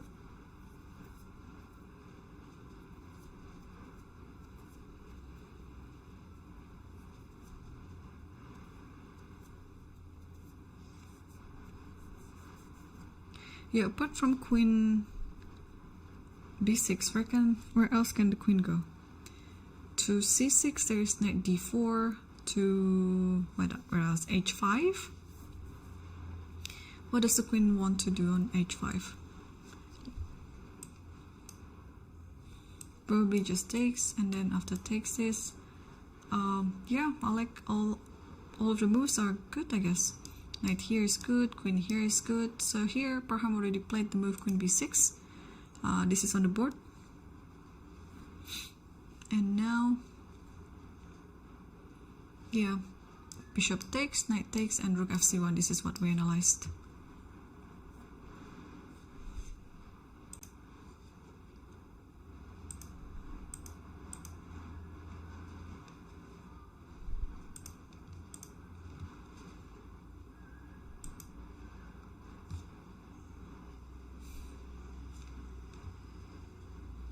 So Yakubboev Nodirbek is the lowest rated player in the field, and yet he is leading the tournament with 4.5, and he has been gaining about 18 ELO points. So his current rating is now 2634. So if he gains 18, then at least now he's just crossing 2650. What was his peak? What was his peak rating? I just want to take a look. I'm sure he has been higher than 2634.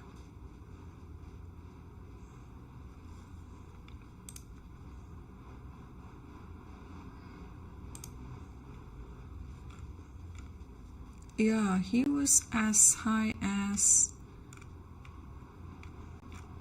I'll get there soon, 2661. Oh no, 2665.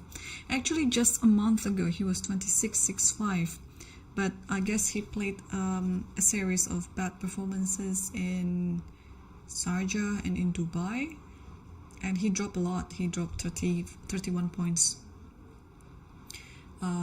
Yeah, I think for his level, dropping 31 ELO points is like very huge. So he's back up now to 2651 live rating, but it would also be depending on this game. A draw would give him some plus to his ELO points as well, and then also tomorrow's game is still going on. So yeah, there's still more chance for him to regain whatever he lost already. So queen b6 is already on the board now in this game. And what happened to, I think Sarana is still playing. I mean, is still thinking right now what to do after g4. Although knight 3 d4 looks very tempting to make and very natural as well, but he has to come up with all of the follow-up ideas, sacrificing the rook mainly on d6 temporarily though, but it's such a nice sacrifice. Let me show it to you again. So knight 3 d4, bishop e5. If this happens, then you play queen c1. It's going to be very hard to find this move. If Saranov finds all these sequences, oh, bravo to him. Like really, it will take like more than imagination to find such a move. But of course, it's still a possibility. It's not like it is completely out of mind or anything. But it's hard in the moment when you are attacking like this. You are playing a retreating move like queen c1. Although of course, when you see the idea, it looks obvious in the end. But just to come up with such a move, let alone play it on the board, it's gonna take guts by the player. So I'm very looking forward to seeing what Sarana is going to continue in this game. Will he play this knight 3 d4 followed by queen c1, or will he come up with something else? Because he has all the time in his clock. He has he has been thinking, I think, close to 15 minutes now. But Sindarov is down to 2 minutes.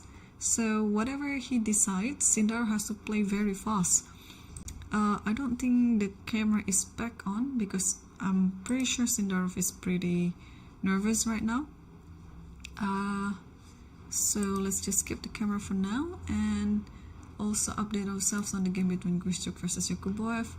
A3 was played, so this is very common. Yeah, I suggested A3 because just because this position is I think required A3 to happen on the board, mainly just to stop b4 from happening, and also knowing the queen is on d3, it's prone to any attack to knight b4. So yeah, I'm not sure if this is actually probably it is fine. Oh, b4 is now on the board. Very ambitious by Yakubboev, because I would castle in this position and try to solve that problem first before thinking of other things that might happen. So b4, a b4. All right, let me check the video for this one. I don't think it's on.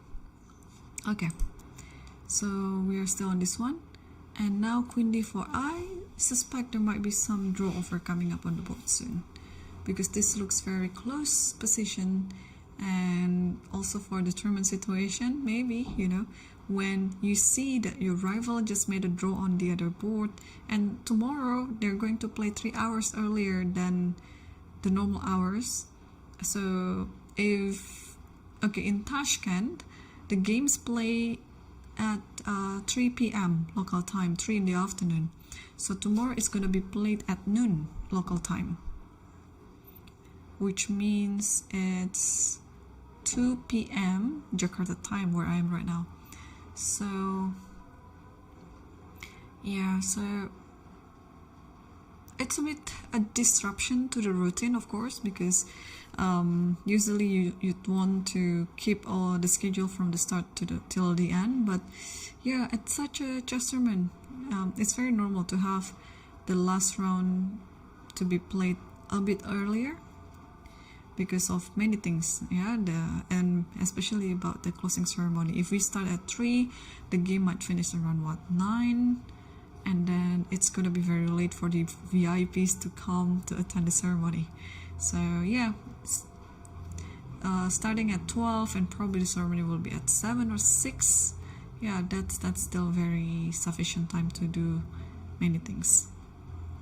Okay, let's also update ourselves on the game between Yang Yi versus Mamedyarov. So after g5 here, Yang Yi didn't do the en passant. He just decided to get the rook on the board. Yeah, I was actually mentioning this earlier, wasn't I?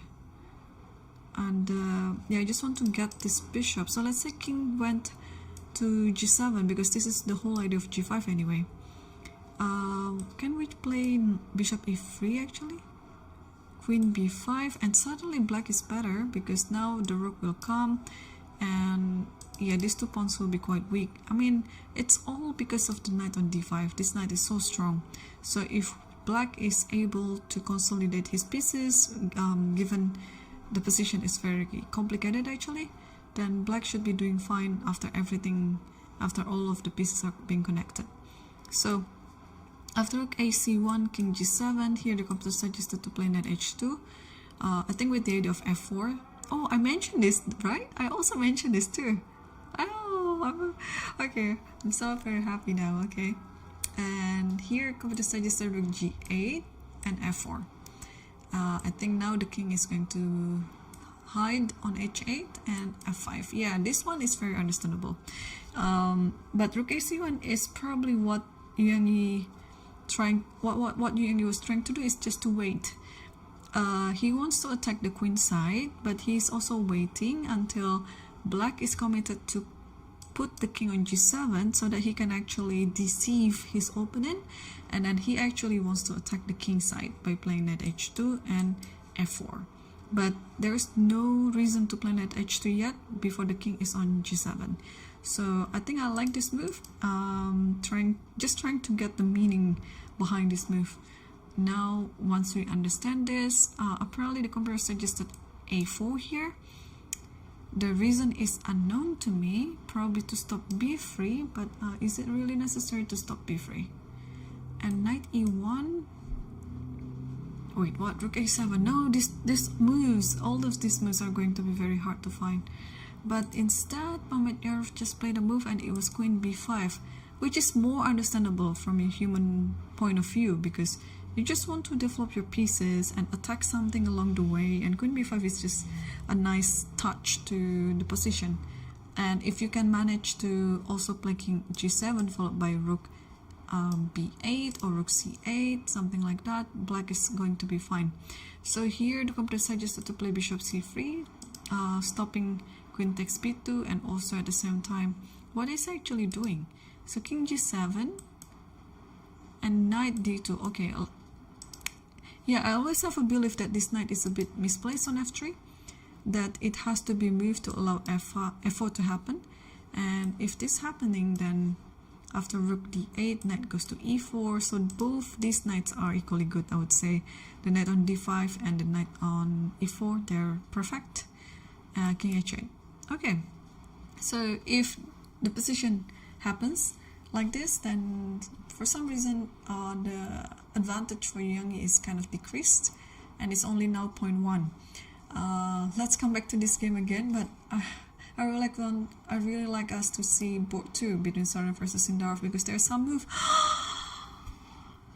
Sarana found everything! My goodness, he's done it! Oh wow! Wow, amazing! Wow, kudos to Sarana. Like really, it's really hard to find those sequences. Phew.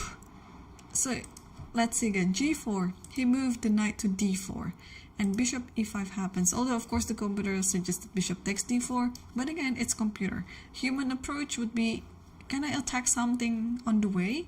And bishop e5 was what crossed my mind, and it indeed happened in the game, and Sindarov played it. And after bishop e5, queen c1. Okay, I'm really hoping that we can have the camera. And oh yeah, we do. Okay, we do. Okay, there you go. Please, camera stays on. Please stays on. You see, Sindarov is shaking. I'm also shaking right now because this is not exactly the position that I want to have on my board when I'm down on time. So queen c1, he didn't dare to take the rook on d6. He played knight f6. But here, okay, everything else is kind of protected, yeah? And rook h6 is just going to seal the deal, yeah. Okay, I mean, judging from how Sarana has been playing so far, to find rook h6 in this position is way easier than to find queen c1. So, and he has so much time on the clock too, so I'm not gonna be surprised if he finds it. Apart from rook h6, do we have other alternatives that's looking good? But if we take the rook on d8, queen d8, and d3, sorry, d4, d4 is going to be, oh, actually, hang on. This position is still fine too, I guess. Takes here, and takes here. Although, am I missing anything? Oh, queen d5. Of course, I missed something. Attacking the knight and attacking g2. And it's gonna be quite another complication of the rook h6 again. I mean, look at this position. Yeah, so I think, of course, rook takes h6 would be the first thing that you're calculating. And let's take a look. Rook h6, you cannot take the rook back because of queen takes h6, and it's gonna be checkmate very soon. So after rook h6, the king has, no, the king cannot go to g8. You just take the rook on h8, take rook on h8, and queen h6, queen g7, checkmate. And after rook takes h6, I think you can only go knight g8. Oh my gosh, knight g8. I'm 100% sure this is going to happen. Rook h6 will happen for sure. And if knight goes here, rook h8, and then you take this, wait, you take this rook. And then what? Look at this, such a tricky move, queen d2. What a decoy. Will it be finishing like this? If it's going to be like this is going to be the game of the tournament, for sure. Like, from start to finish, white is just in total domination. He took on h6, okay? That's very much, that's very much expected, and Sindarov has to come up with a move. He has less than 30 seconds on the clock. Also, another good move, another good game from this tournament is the game between Abdusattorov versus Grishuk. Yeah, if you missed that one, I can't remember what round was that, but yeah, just find it on the broadcast. It was Abdusattorov was white, Grishuk was black. I really like that game as well because it also shows that Abdusattorov was playing and knowing better than Grishuk in the Gyucho piano in that game, and then he just finished everything until the end without giving any chance to Grishuk. So here, rook h6 already played, and Sindarov took the rook on d6, but of course rook h8 will happen, and Sindarov played his last move with only 1 second left on the clock. Whew. It's always, you know, actually, what is my heart rate right now? I feel very nervous for Sindarov. Okay, it's 83, 82. My heart rate right now. It's not the normal heart rate, of course. I think usually it's below 60 when I'm sleeping or relaxed, and now it's 83. Okay, we haven't seen rook takes h8 on the board, but I don't see any other move in this position. I think you have to take h8, but I guess Sarana would just like to come up with a move after rook h8 because it's obvious that the king cannot go, and it has to be knight g8, its only move. So let's see the position after rook takes h8 and then knight g8 because this is only move. How are we going to continue this one? I always tell my students that you always have to come up with the force lines, and even if it's not working, but you have to consider it first in your calculation because this is how you're going to play tactical chess. So the first line that comes to mind is of course taking this, and then just keep finding all the checks. Yeah, queen here, if rook here, then knight e7, king here, then takes, I guess, with a check, takes. And okay, it's enough. With queen takes e5, it's enough. You don't have to come up with some checkmating ideas. Yeah, this is enough to win. So, and everything else is force. Yeah, here if you play any king move, then it's gonna be just checkmate soon. Even if king moves here, I think queen check here, queen check here, queen check here, something like that. So it has to be rook g6. Knight g8 is still on the board. Yeah, I think both players already know it, that it's just a matter of time until black resign, and this game attracts spectators there in in the video we see Yakubboev is watching, and we'll take a look at what happens on his game against Grishuk after this. But let's stay on this game for a bit because I think we are nearing the end. Wow, how does it going to make the leaderboard changes then? Because Sindarov is currently sharing the 3rd place with Youngie, and Youngie is not having any problem now in the game against Mamedyarov. So assuming Youngie draws, yeah, so Sindarov is now 4. Assuming Youngie at least make a draw, he's going to be 4.5. Sarana wins, he's going to be 4.5 as well. And Richard is playing Parham. If Richard Rapport wins, then he's also going to be on 4.5. Okay, so Sindarov is from being the 3rd place after this loss, he might be thrown off to the, I don't know, 6th place maybe. Yeah, of course it would be depending on other results as well, but it's just my assumption now.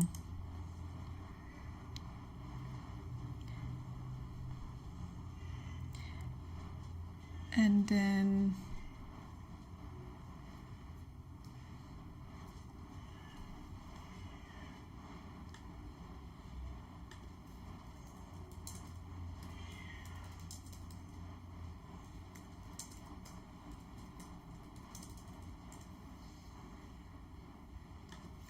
alright, still no move yet from Sarana. Yeah, I'm a bit nervous now.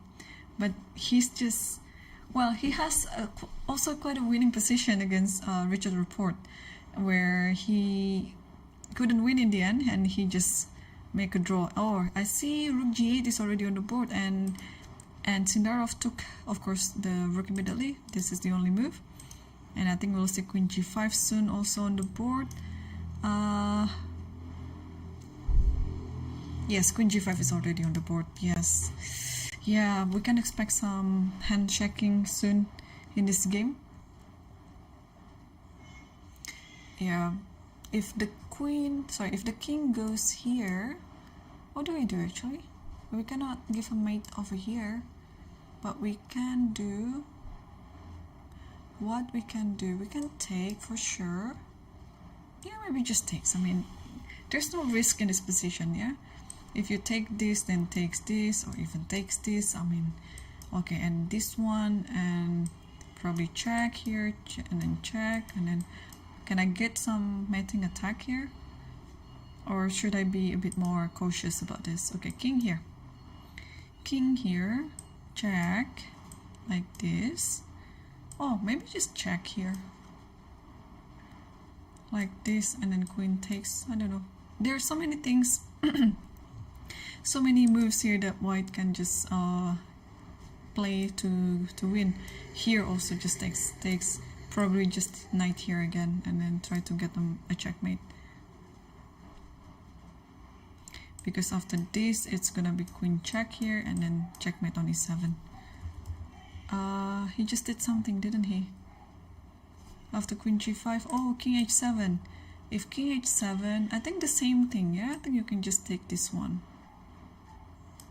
Like this. If bishop takes, then you go this one again. The same thing. Or many things. I just wonder which one that Sarna will pick. He just moved something. What was that? Or maybe not. Oh, maybe not. Okay, king h7. Oh, knight d6. Knight d6 happened already. And bishop takes d6. Yeah, maybe it's time to bring the knight back to f5. Yeah, you need another piece on the board here. Knight f5, you're threatening mate like that, and let's say bishop f8 here. Where is the mate?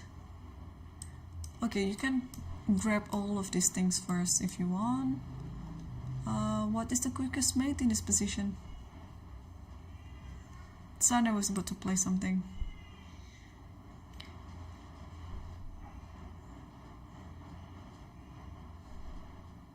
What did he do? Is he grabbing something? Yeah, he grabs bishop c4. Oh, tricky. You want to give a check here, and after king here takes this and mate on g8. That's the idea. So if mate is on g8 and queen c7, let's say, to stop it, is it really stopping it?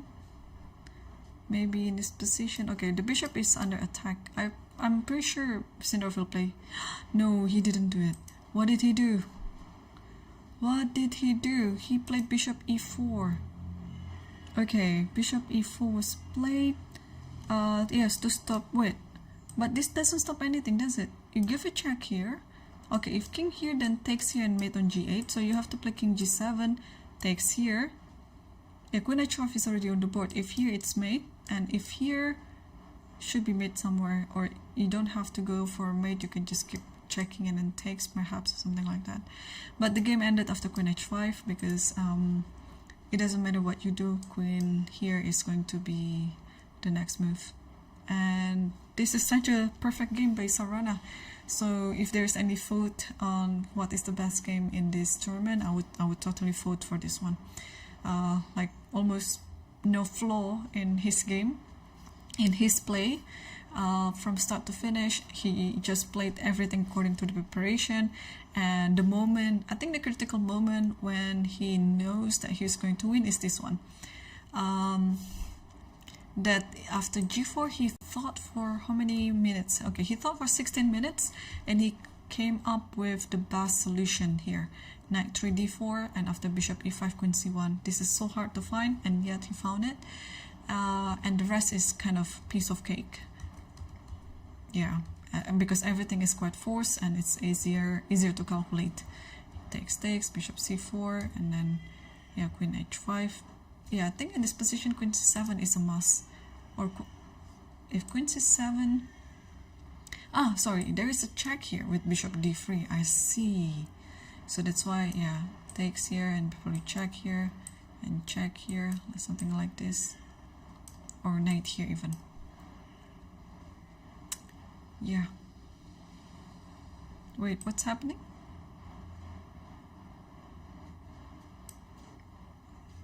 Bishop f5 and then bishop e6. Yeah. Okay, but everything was perfect. So congratulations for Sarana. Guess after this wins, he is going to be, well, Abdusattorov already draw, so he's going to be on 5 out of 8. Sarana is on 4.5. Sindarov is on 4, so Yakubboev now is still playing and he's on 4.5. So if he wins, he's going to lead the tournament again alone. But the position between Grishuk and Yakubboev is still pretty much equal.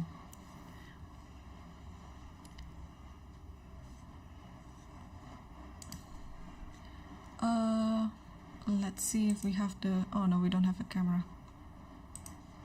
Okay. Yeah, the position is pretty equal now.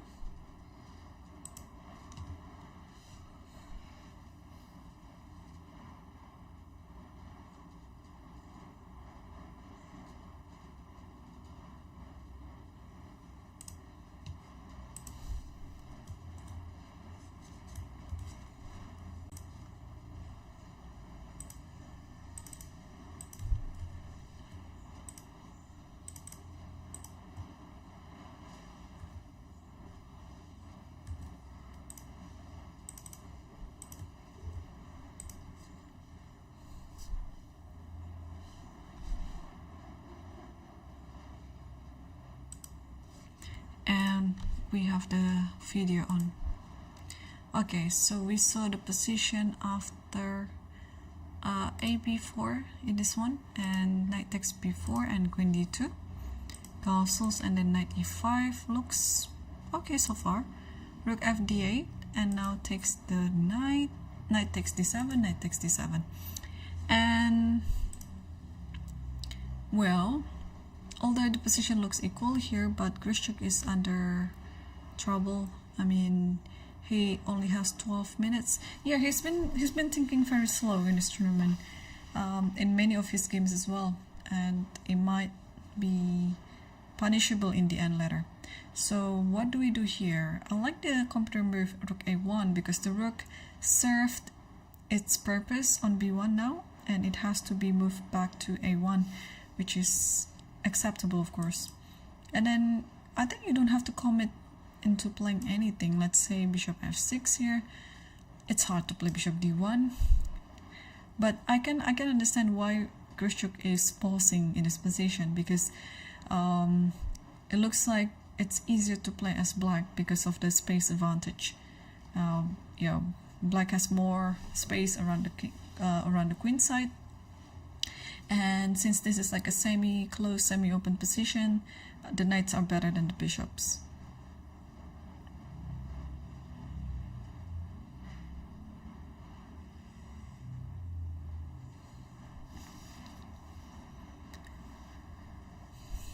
Okay, and what about the game between Yu versus Mamedyarov? Do we have the camera for that one? Yes, we do. And wow, now it's back to equal again. Yeah, this is what I was afraid of for Yu. But yeah, I mean, Mamedyarov is a very strong player, so I'm not going to be surprised if there's some draw over in this game. Queen b5, b3, queen c4, exchanging the queens, knight went to b4, a3, and now knight went to c6, bishop c3, and there were some moves already on the board. What did happen? I believe Mamedyarov just played something. We'll see the move on the board soon. So king g7, yeah, very sensible. Because while you want to activate your rook on h8, you cannot just let it sit still on h8 like that. So king g7, and this rook will come to maybe d8 or b8, probably d8, and put the other rook on b6, maybe like that. The computer says it's 0-0-0, but I don't know who I like better in this position. Both have its pluses and minuses. Because white's intention is to play knight d2 and knight e4. Just putting the knight on e4 is such a good idea, but on the other hand, in the long term, the pawn a3 is going to be quite weak. So yeah, rook b1 is such a good move, because you have to stop this idea, like maybe black will double up the rooks on the b file and attacking b3 like that, and if it happens, then I think black is going to be better. So rook b1 is a prophylactic move by Yu to stop any rook's penetration on the b file, and also at the same time Yu is trying to put the rook also on the 7th rank. So bishop d8 here is what the computer suggested. This is not going to be easy to be moved, because also not only that there is rook b7 here, but there is rook b5, and then after bishop f5, okay, you have to do something with this. Okay, rook c1, I think it's perfect, and takes here, this one is hanging. How do we, okay, yeah, g4, e5 is hanging, yeah, knight h2. Oh, not taking the pawn, but you play knight here because it forces the rook to come back to b2, because there is this check on e2. And in this position, rook a8, I think it's because it wants to play rook b8, and now you're giving up this pawn, and rook a b8 is the idea. So takes here, be careful, rook will go to b3, so you have to put the rook onto the safety by playing rook e3. Now give a check first, king h2, and what about rook b3? You just stay put, or maybe not. Oh, rook e4. How is it possible that it is 0-0-0? It is possible because this rook e4 is actually attacking the king. It's setting up some mating attack here. So let's say I take this, you see, knight f6, and mate is unavoidable. Rook will go to g4, and then here, and then, okay, depends on where the king is here. If the king goes here, then it's a checkmate on e8. Okay, I think I explained everything in one breath. Okay, there was tiring. Let me have a sip of my water first.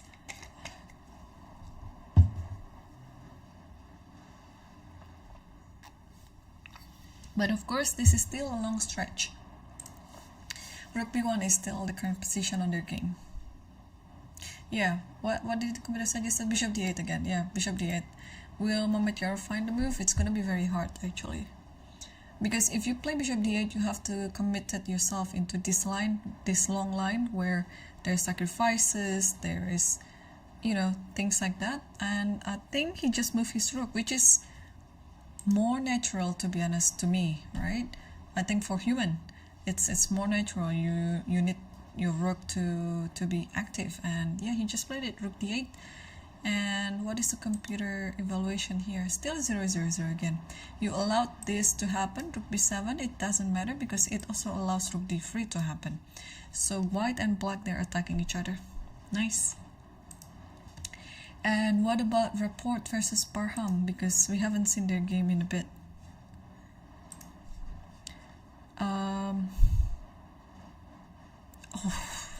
Rapport also find all these computer moves. Yeah, it's so great. After queen b6, we saw this position, takes e7, knight e7, and queen e3. Oh, hang on, the computer suggested rook fc1, but this is kind of like interchangeable. So queen takes, knight takes, and bishop c6, and rook fc1. Or maybe that is the idea why rook fc1 was the move in this position. Because let's say I want to play the same idea like what happened in the game by playing bishop c6. But bishop c6 here, I think it's bad because what do we do in this position? Oh, I can play knight d4, right? After this, I think I can just take. Oh, can I? No, I cannot. Oh, I cannot take it. I cannot take it because this one is hanging. Okay, I'm a bit too hasty in that sense. After bishop c6, what else can I do if I'm not playing knight d4? Can I play knight b4? Maybe I can, yeah. And after bishop b7?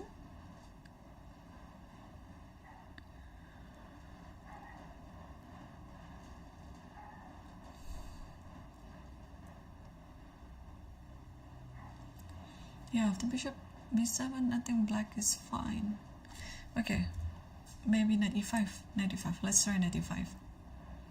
Yeah, the thing is actually the bishop is not under attack. Yeah, after knight e5, you can just castle. Okay, let's consult the computer then. What happens after? Oh, knight b4 is good. Knight b4 is good, and after bishop b7.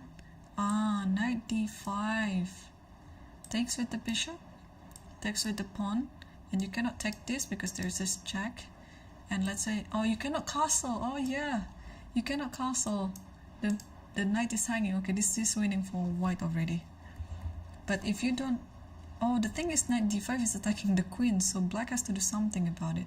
If you takes this, takes, and king f8, again black cannot castle and white is better. Okay, that's the differences then. But here he played queen e3 immediately, takes, and bishop c6 just in time, and now Parham is thinking. So the computer suggested bishop takes e4. And how is this endgame looking? And bishop takes everything, and knight g6 should be drawish, yeah? Even if eventually white wins this pawn, I mean having the knight on f4 and some sort of this back rank, it should be enough of a compensation for black. So it looks like Rapport is going to have his 8th draw then in the tournament. Yeah, when was the last time Rapport had such a performance? Yeah, he's such a creative and original player. We can expect his game would be always like 1-0 or 0-1, or yeah, maybe just a few of draws, but not like all draws like what we are witnessing right now. Parham just played something. Was this, what did he do? Did he play bishop takes e4 or did he play something else? We'll see the move on the board soon.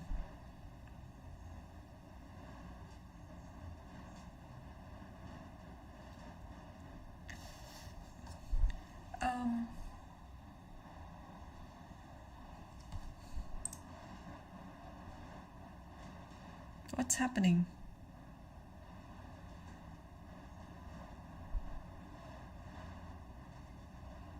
Rapport also takes something in the center. I'm curious of what are the moves that they're playing here.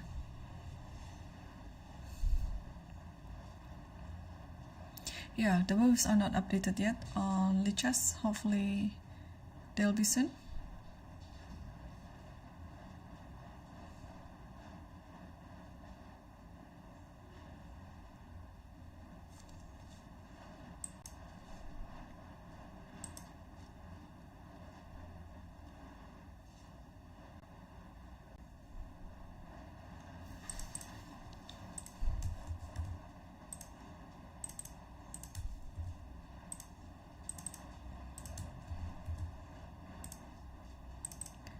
Let me try to fix something while we're waiting for the move to appear on the board.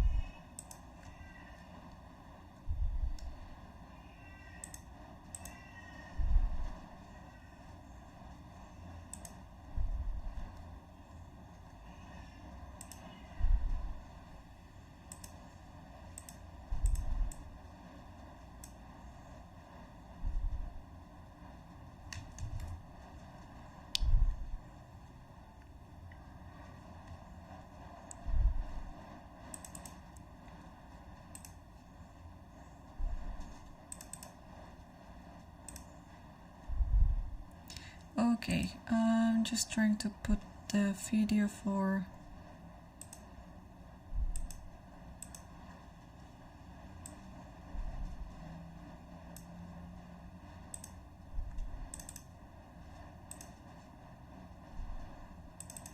yeah, it's always tricky, the video sometimes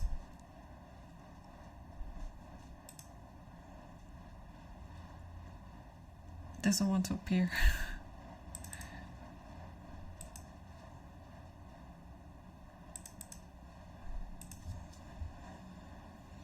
Okay.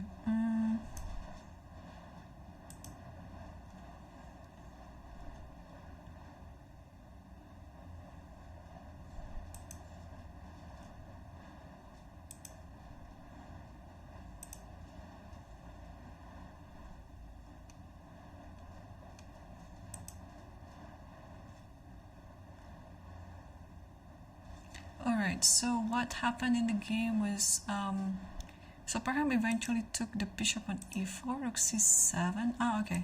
And takes here, and takes here. What's happening? Okay, so knight g6 is already on the board, and this is like I think the other, yeah, the variation that we are actually analyzed, and it should be enough compensation for Parham to defend the position to make a draw, because eventually this pawn will be captured by white, and in the end black will be down a pawn, but I think the position is still fine and enough compensation.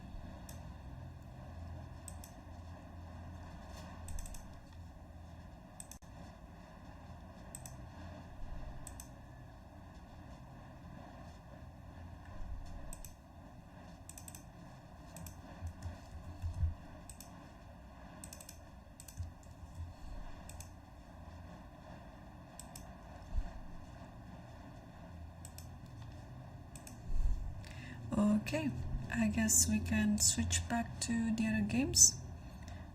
Let's see, Youngie versus Mamedyarov, and without the camera. So what's happening now? After rook b1, rook d8, and knight d2. Okay, so it's very important to put the knight on e4. Even after rook d3, I think you can still do this. So what's happening now? Probably it is very important to also play f5 here to stop knight e4. Because after this, and pause, and then bishop takes f6.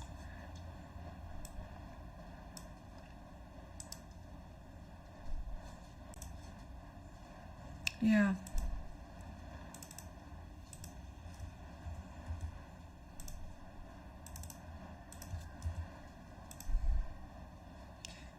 If this happens, then I think black is fine, but Mamedyarov didn't do that. He played rook d3.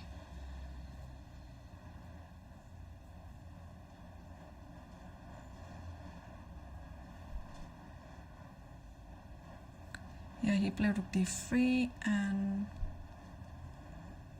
yeah, it invites knight e4 then. What happened after knight e4?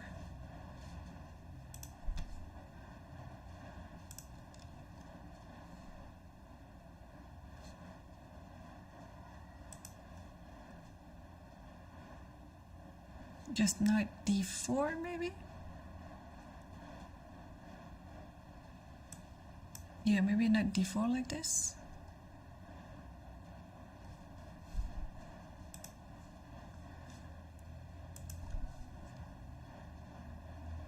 Yeah, who's better in this position? Maybe still should be drawn. If rook here, oh no, you cannot do that. There's this check and takes this. Okay, so if rook here, if knight d4, then you have to stop this one. Maybe rook b2. But the knight can actually park here on b3, and white should be in trouble. Alright, rook d3. Okay, knight e4 looks very tempting to play, but there's knight d4. But I don't think white has other options. Or could it be this one? But still there's knight here. Knight e2 is there, so maybe king f1. And now since this rook is now free, you can go to to b7. And oh, Youngie just played it, by the way, and he played rook fc1. So he plays this move, which is good.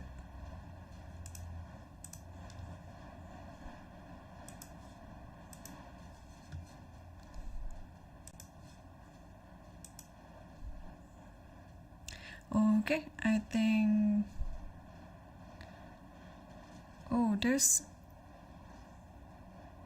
I saw empty chairs on board 3. What's happening? Let's move to that quickly. Grishuk and Yakubboev.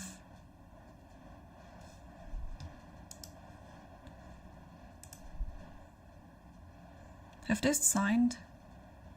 No, it's black to move. I see some things on the board still, so it means they're still playing. What's happening? So we saw the position after knight takes d7 here, and rook fc1, knight b6, and rook a1 now. So this is the current position. Okay, I guess Grishuk made his move, rook a1, and Yakubboev was still not on his seat yet, and we're waiting for the players to come back, and especially for Yakubboev to make his move. Okay, I think that's pretty much it.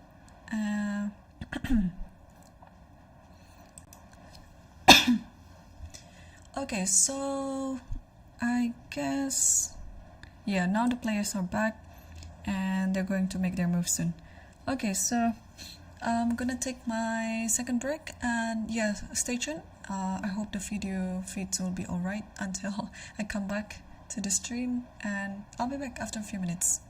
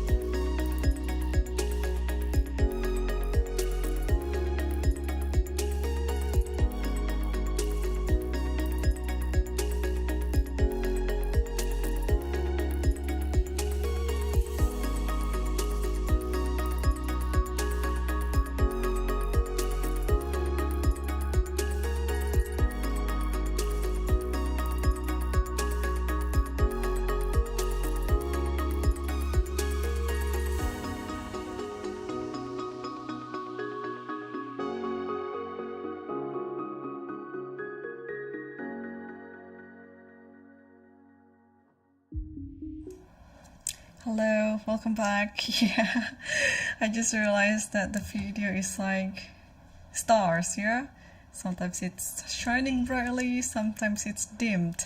So let's dim it for temporarily right now. How do I do that?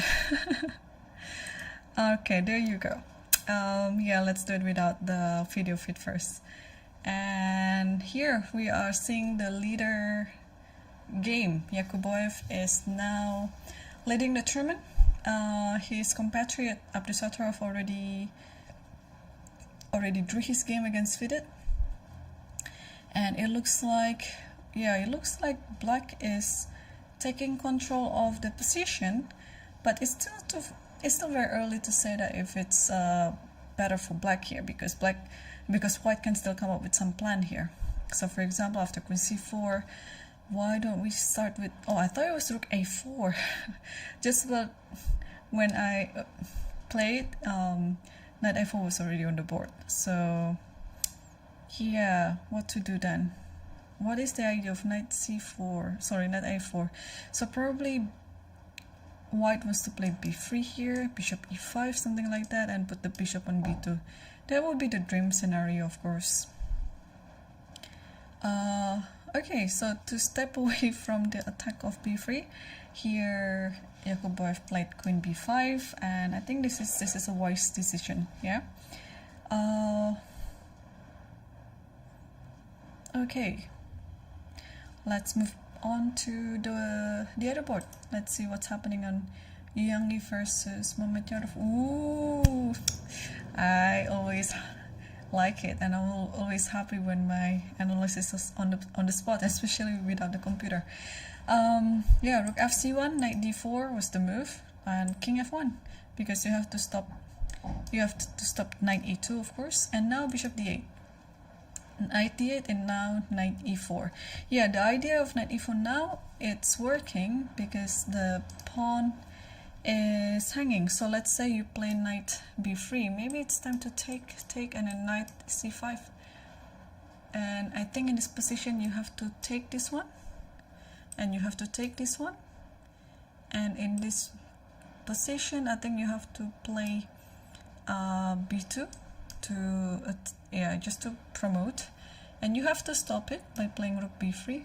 And in this position, oh, hang on, there is Rook b6. Oh, then I think White loses on the spot, because you cannot stop this promotion, and if you take this one, then Bishop takes, the Knight cannot stop the pawn. Alright, so Knight e6. If Knight b3, what's happening then? It looks like it's such a good spot for the Knight, but he didn't play it. Oh, maybe after Knight b3, you just play Rook d1, yeah?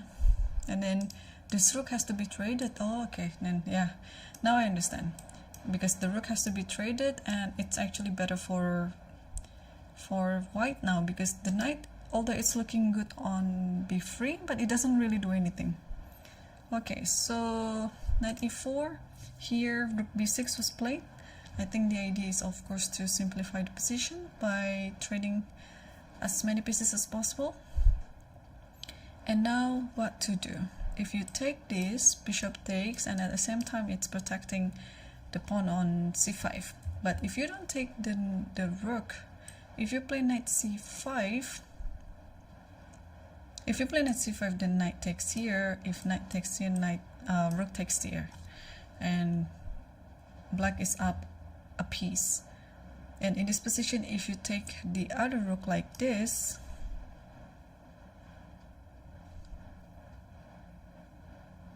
I'm just thinking what to do here. Probably takes this, and after takes this, then Knight here, attacking this, and maybe Bishop has to go here, and eventually there is Bishop e7. Okay, and then you'll get the pawn back, and I'm sure it's still pretty much equal anyway. This is one possibility that might happen, because these two moves, Rook b6, Rook takes b6 and Knight takes c5, they are like the two most natural moves to make here for white. So white should totally consider those moves.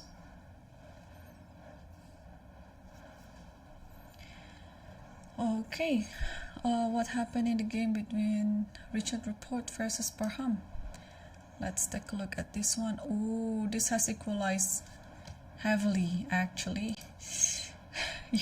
Yeah, Richard will move on to his 8th draw in the tournament. Wow, amazing. I want to check if the video feed is on.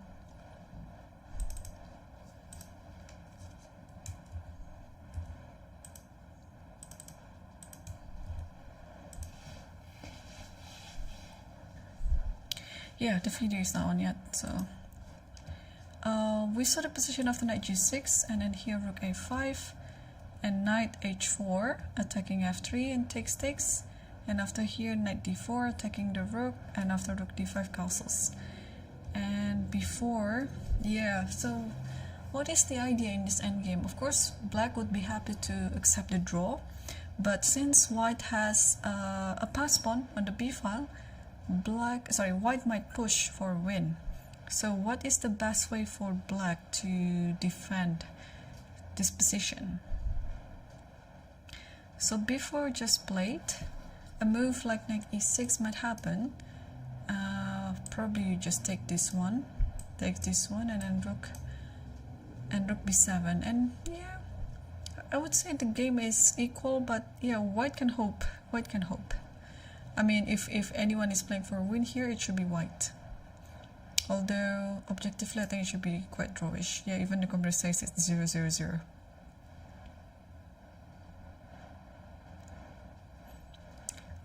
Okay, let's see. Let's get back to the third board between Yakubboev versus Grishuk versus Yakubboev. So after knight a4, queen b5, knight c3 again. So Grishuk is like trying to repeat the move. It's like a silent draw offer. Would you like to repeat? But in this position, Yakubboev says no, and he just played queen b7.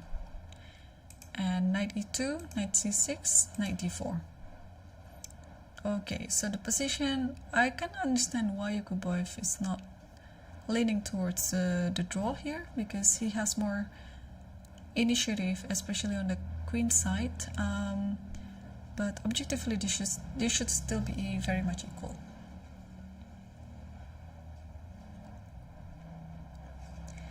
Oh, there is already, let me just switch to the challenger section for a bit. There is already a game that's finished between Predker versus Suleimanli. It actually finished a while ago. Just want to see what happened. It was quite quick. So, okay, takes. This sacrifice on c3. Yeah, it's tricky because but okay, evaluation from the computer, this is actually better for black, but turns out for the practical reason it's a bit harder to play as white. Oh, look at this. f5, rook g1 with the aid of g4, and now f4 first and g4, and after g4 is back to equal again. Rook d8 takes with a check, and it's already better for white. Yeah, white is totally enjoying the game. Like, it's all just push, open up the file, check, yeah, and attacking, and now enjoying the piece. Bishop e2 here, check, rook e3, rook f1. Wow, okay, queen h4, and black resigned. Why did black resign? Probably because f7 is lost, yeah? Because let's say you play king d7 here, there's rook g3. Yeah, f7 is lost. And if you stay around here, g8 again. Or even now, bishop h5 with f7, yeah. So instead of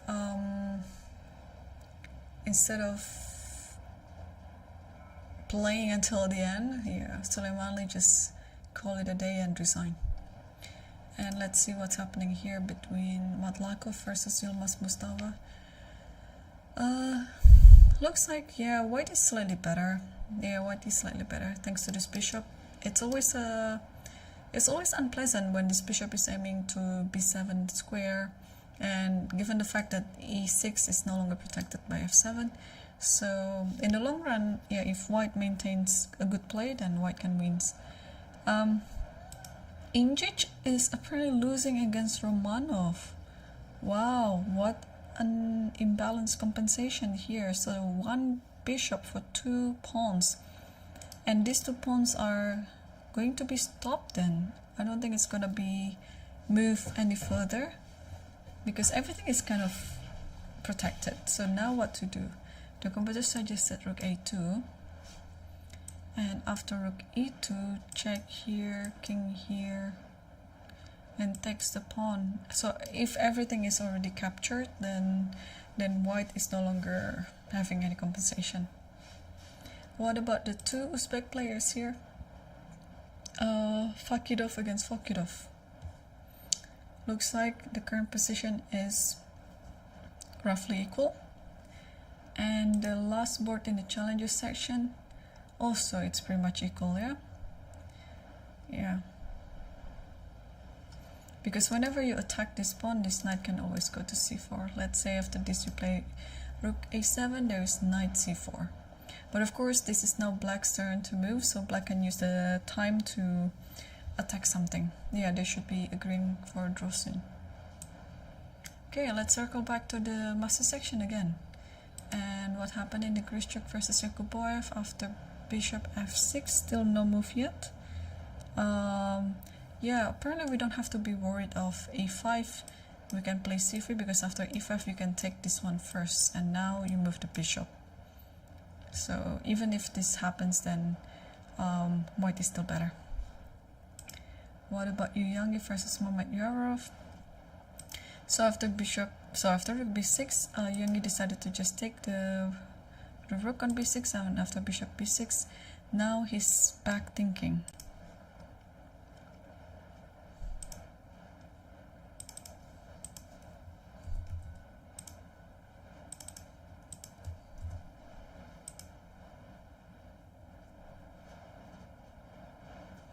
Yeah, he's back thinking, and the computer suggested rook b1. And if rook b1, then... oh, he's about to move it actually.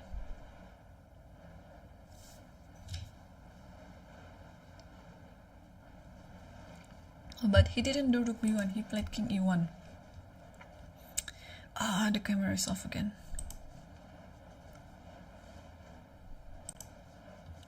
Okay, so king e1.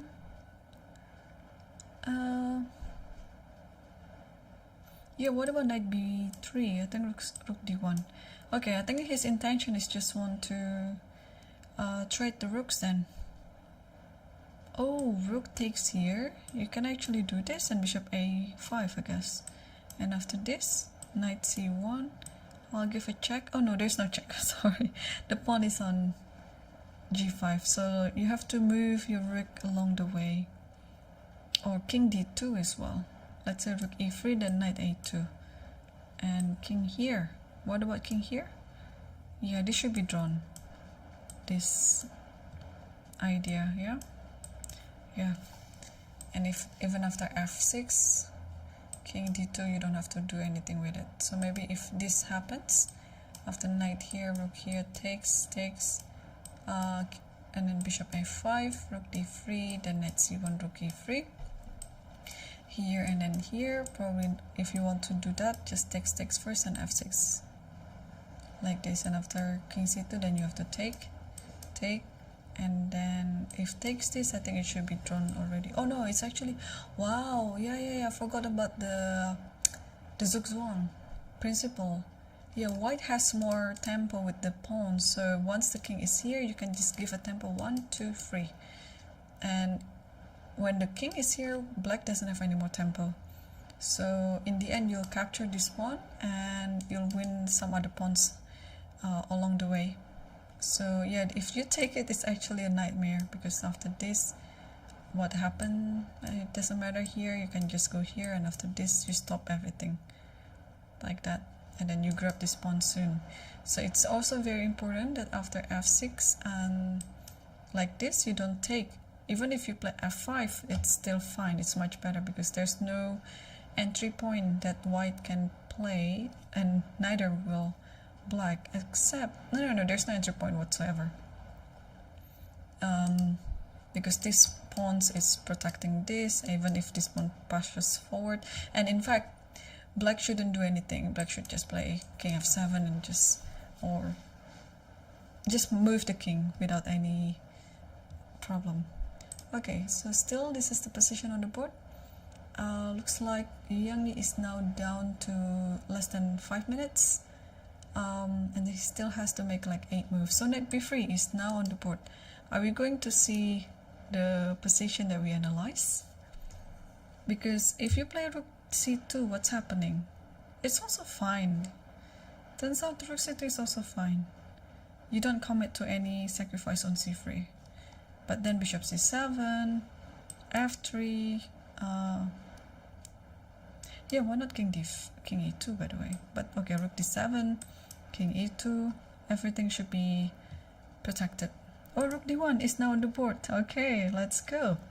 Will Mamedyarov take the bishop on c3 or not? Just wanna see. Let me check if the video feed is back on. And he took c3, so we'll see here. Okay, this already happens. They're going to agree for a draw soon, guys. And because the pawn endgame is just nothing. I mean, there's nothing else in the pawn's endgame. It's just very equal and drawish. Rook d3 is now on the board.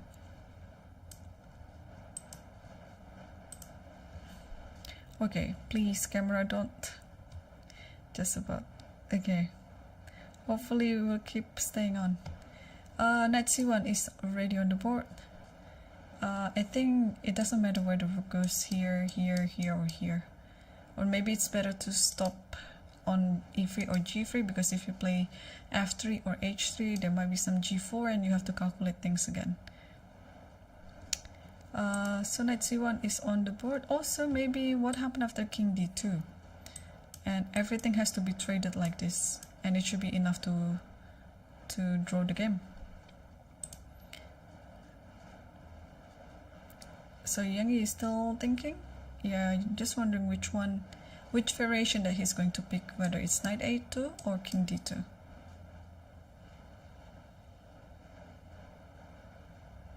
He has time. He has enough time on the clock.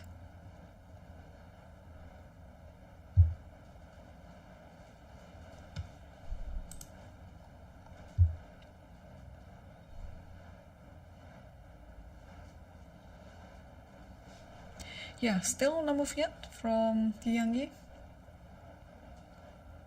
Yeah, all other games are quite equal too. Grishuk is, I think, having an equal position. Oh, they already agreed to draw after knight c1. Apparently there is a draw offer, and we see the arbiter presence there. And okay, they already shown the score sheet, and it means now Yang Yi is on 4.5.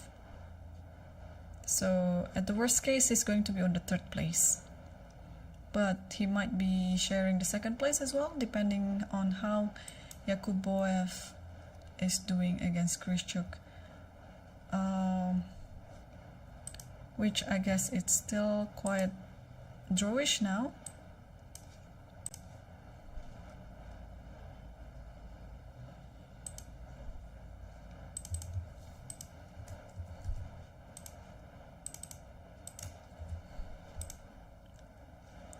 So after bishop f6 here, yeah, the computer suggested c3, but here Grishuk play rook a2.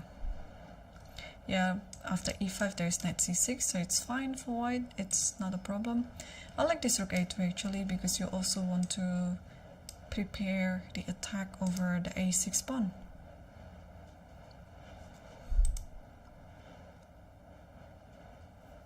And what happened in Rapport versus Parham Maksudlu?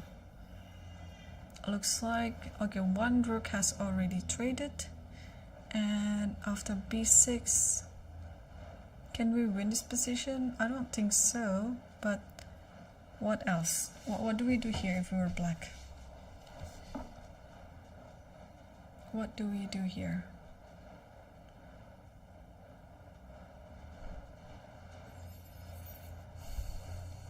The thing is, even if you attack this with rook here, you still cannot take it because of knight d5. So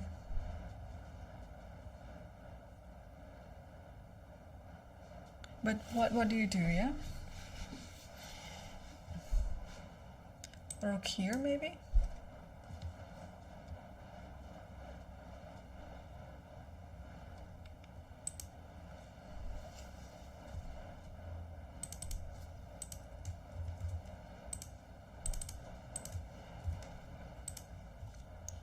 If rook there, then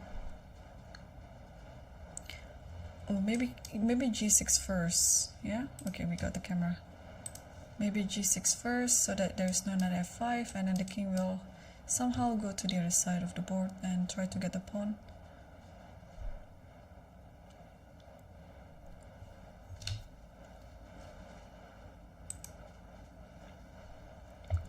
But Parham is still thinking, and he still has enough. No, actually it's Richard that's thinking. So what did Parham do? I guess we'll have the move on the board very soon.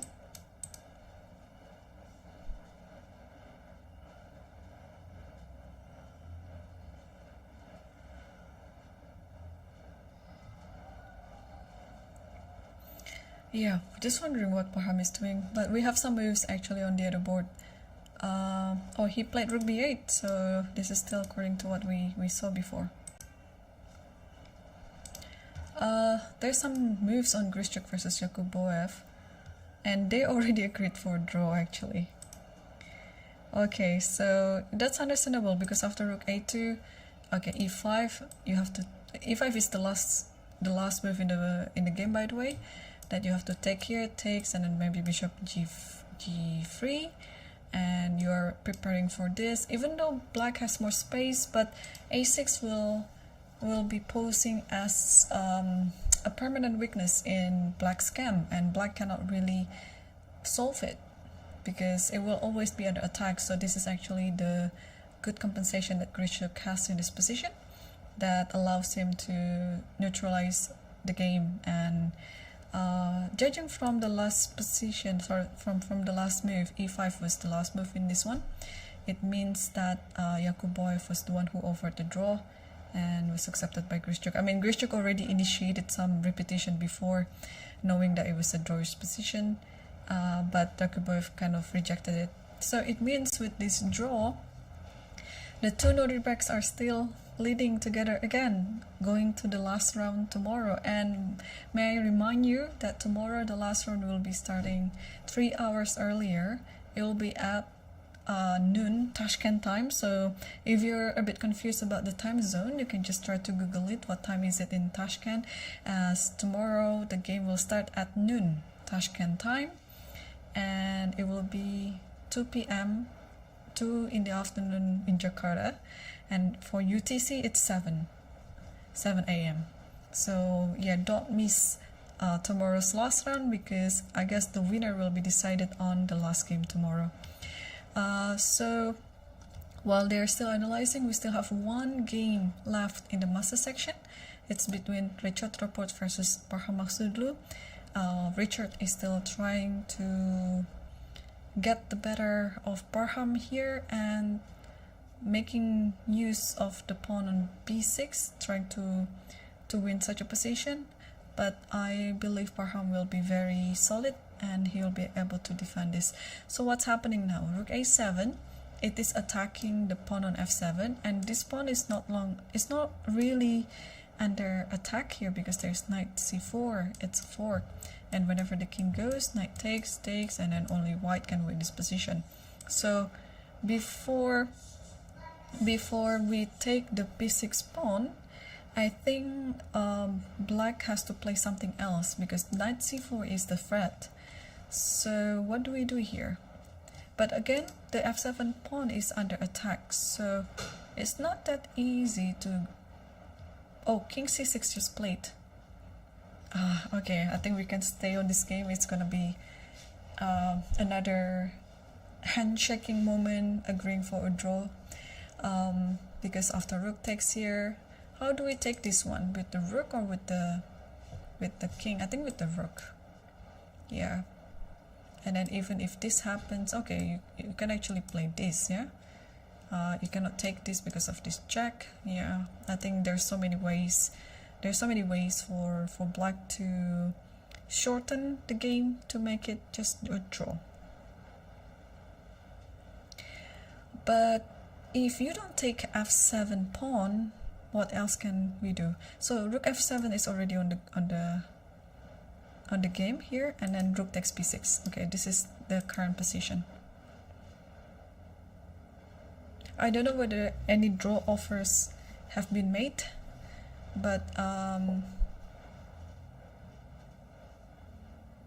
Rapport is still very keen in finding any offensive ideas so that he can keep trying to win the game.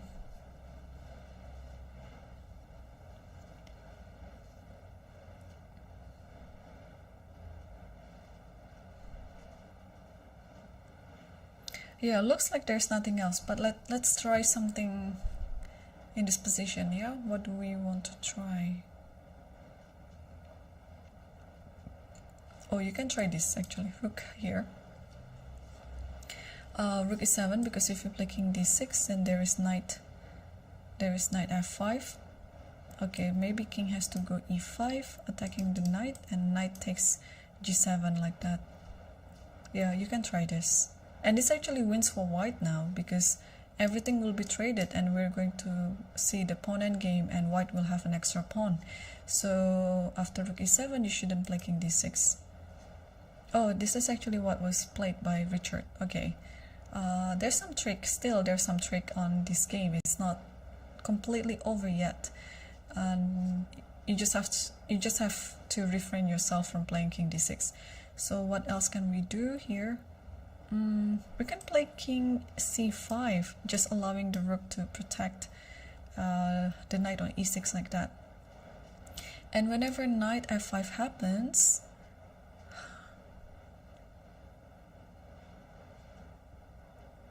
okay, I like knight f4 idea, but I also like g6. I think it should be fine either way. Yeah, it shouldn't be any problem. So I guess after rook e7, if Parham didn't play king d6 and he plays something else like king c5, the draw will be agreed. It could, yeah, to me it looks like this is just one last trick. One last trick in this position if you want to play for a win. Parham has, how many minutes he has? Okay, 16 minutes. More than enough to finish the game.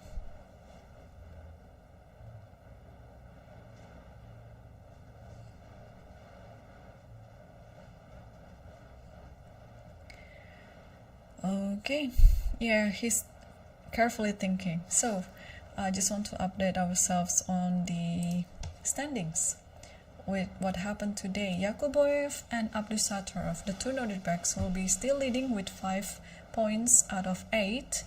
On the third place, it will be Yuyangi and Sarana with 4.5, so just half a point behind the leaders. And then on the fifth place, it will be the ones who have 4 points. One of them is Sindarov and potentially Richard Rapport, assuming that this game is drawn. And that's pretty much it. Yeah. And the rest will be just on the 3.5 and 3. Mamedyarov and Fedorchuk, they'll be on the 3.5. Parham and Grishuk will be on 3. Okay, do we have some move here? Oh, Parham allows this to happen. No, it shouldn't be. No, I was skeptical at first. I just clicked the wrong thing on the notation part of the one that's next to the board. I was like, what is going on? No, it can't be like that. Oh, it gave me some heart attack for like 1 second. Okay, so this is the current position. What happened was after rook e7, yeah, king c5 was played, allowing the rook on b6 to protect the knight on e6, and after king c5, king g3, and this is the current position right now. Wow, Rapport is in fighting spirit, but unfortunately the position is kind of drawish or equal. But what else can he attempt in this position? So Parham played h5. I'm just trying to understand. Doesn't this an invitation to play king h4?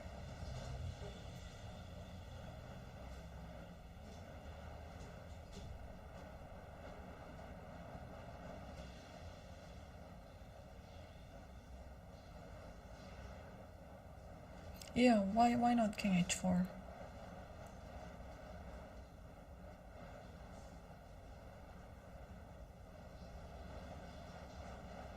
Yeah, it's a bit weird. I thought you should just keep the pawns on the back rank, but if h5, king h4, what's happening? If I give a check, let's say you take knight check, and you shouldn't be on the 4th rank. You should keep being close to this position. And then what next? White is just a pawn up, right? Do I miss anything? Okay, there's this check actually. King has to go up and knight takes here. Yeah, okay, it should be easy to make a draw, yeah? It doesn't matter how you take this, yeah? Let's say here, even you can actually trade your knight with the pawn if necessary. And rook and knight versus rook, it's a theoretically drawn endgame. So h5 is still the last move on the board. Yeah, I mean there should be many ways here to, again, to shorten the game, to make it finish earlier. And on the challenger, who is leading in the challenger? Let's take a look. So the tournament has a total prize fund of 166,000 US dollars, and if you're not among the top winners in the master section, you still get $5,000, and if you're not among the top winners in the challenger section, you're still getting $2,000. So in the challengers, before this round, Fokidov Samshidin is leading alone by 5 out of 7, and today I believe he has like an equal position against his compatriot. I think, yeah, they made a draw. So and Predke won against Suleimanli, so they are on sharing the first place with 5.5. Injic, what happened with Injic? Injic also, oh, Injic lost, so he's out of the contention. Okay, let's update ourselves on this game first. Rapport versus Parham. So after h5 here, Rapport play rook d7.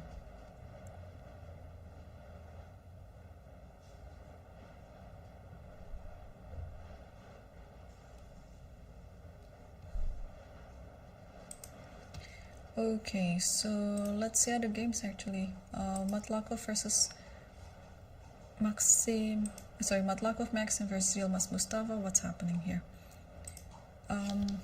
Oh, yeah, Matlakov is now leading the position. Yeah. It looks like black is so passive and terrible. So Matlakov might win this game then. And the rest of the games in the challenges section, they already finished actually. Okay. Let's come back to Rapport's game versus Parham. So Parham just played g6.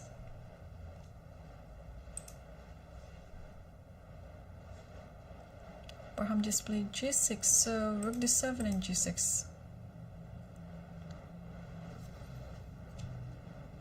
Yeah, probably Richard says that, oh no, I'm gonna I'm gonna keep playing. I don't want to keep drawing my games for the 8th time. So let's play this one out and then see what happens. Okay, so g6, rook d5, and king has to move back to d7 apparently. C6.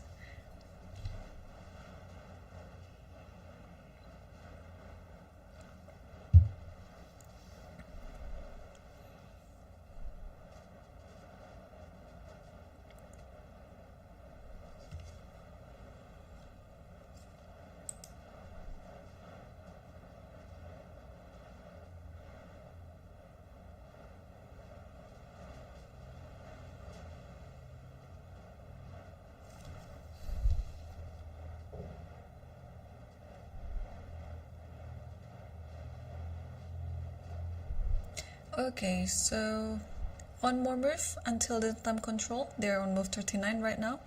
I think we can wait until then before I wrap things up, because I guess this game, even though it's gonna go longer, I guess it's just gonna be drawn, and the most interesting part has probably over. So okay, the video of it is a bit delayed, but we have a move king f3 on this board, and apparently Parham just went. So I guess he has moved something. What could he do? He will have to move on the board soon. What could he have done in this position? Rook b4 is what the computer suggested. I still don't have a move yet that Parham did.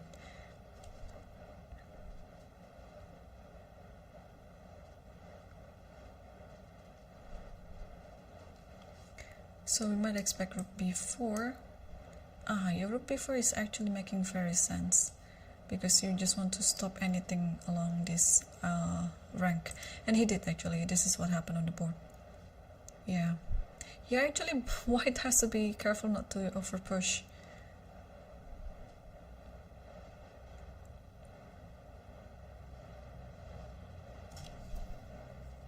Yeah. What will Richard do in this position? Rook d1.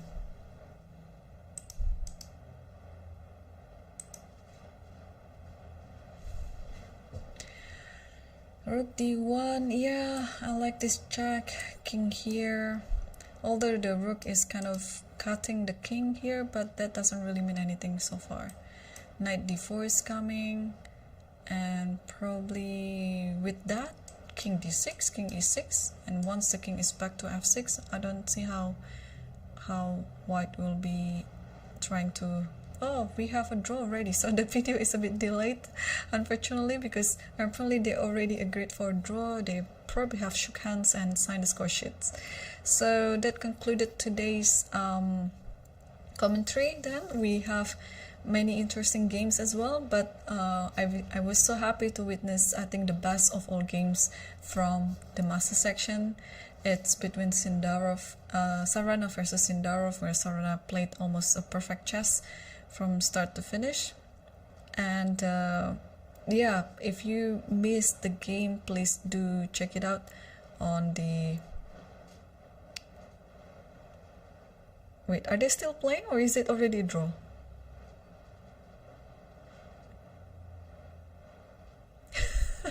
I'm confused. I'm confused.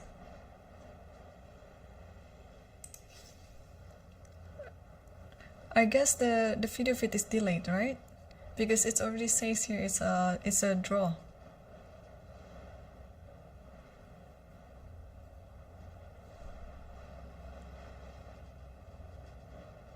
Okay, let's wait for a bit. Let's wait for a bit. I'm only hoping it is delayed. Yeah, okay, but it looks like it's gonna be drawn anyway. No, it's still on, because I just saw some moves on the board there. There's some capturing. I don't know which one though. Yeah. There's some capturing with the knights maybe, or with the rook. I'm not sure. But why there is a draw and the result here? There should be some broadcast error. Okay, and the moves are not updated, but I think this is just a cue to wrap this up then. Okay, Sarana versus Sindarov being the best game in the tournament so far, but still there's one game to go tomorrow, and we might see all decisive results because everything is at stakes tomorrow. Who's going to be the winner of the UzChess Cup 2024 in the master section? We have two leaders so far, Abdusattorov and Yakubboev. So tomorrow we'll be starting the last round at 12 noon Tashkent time.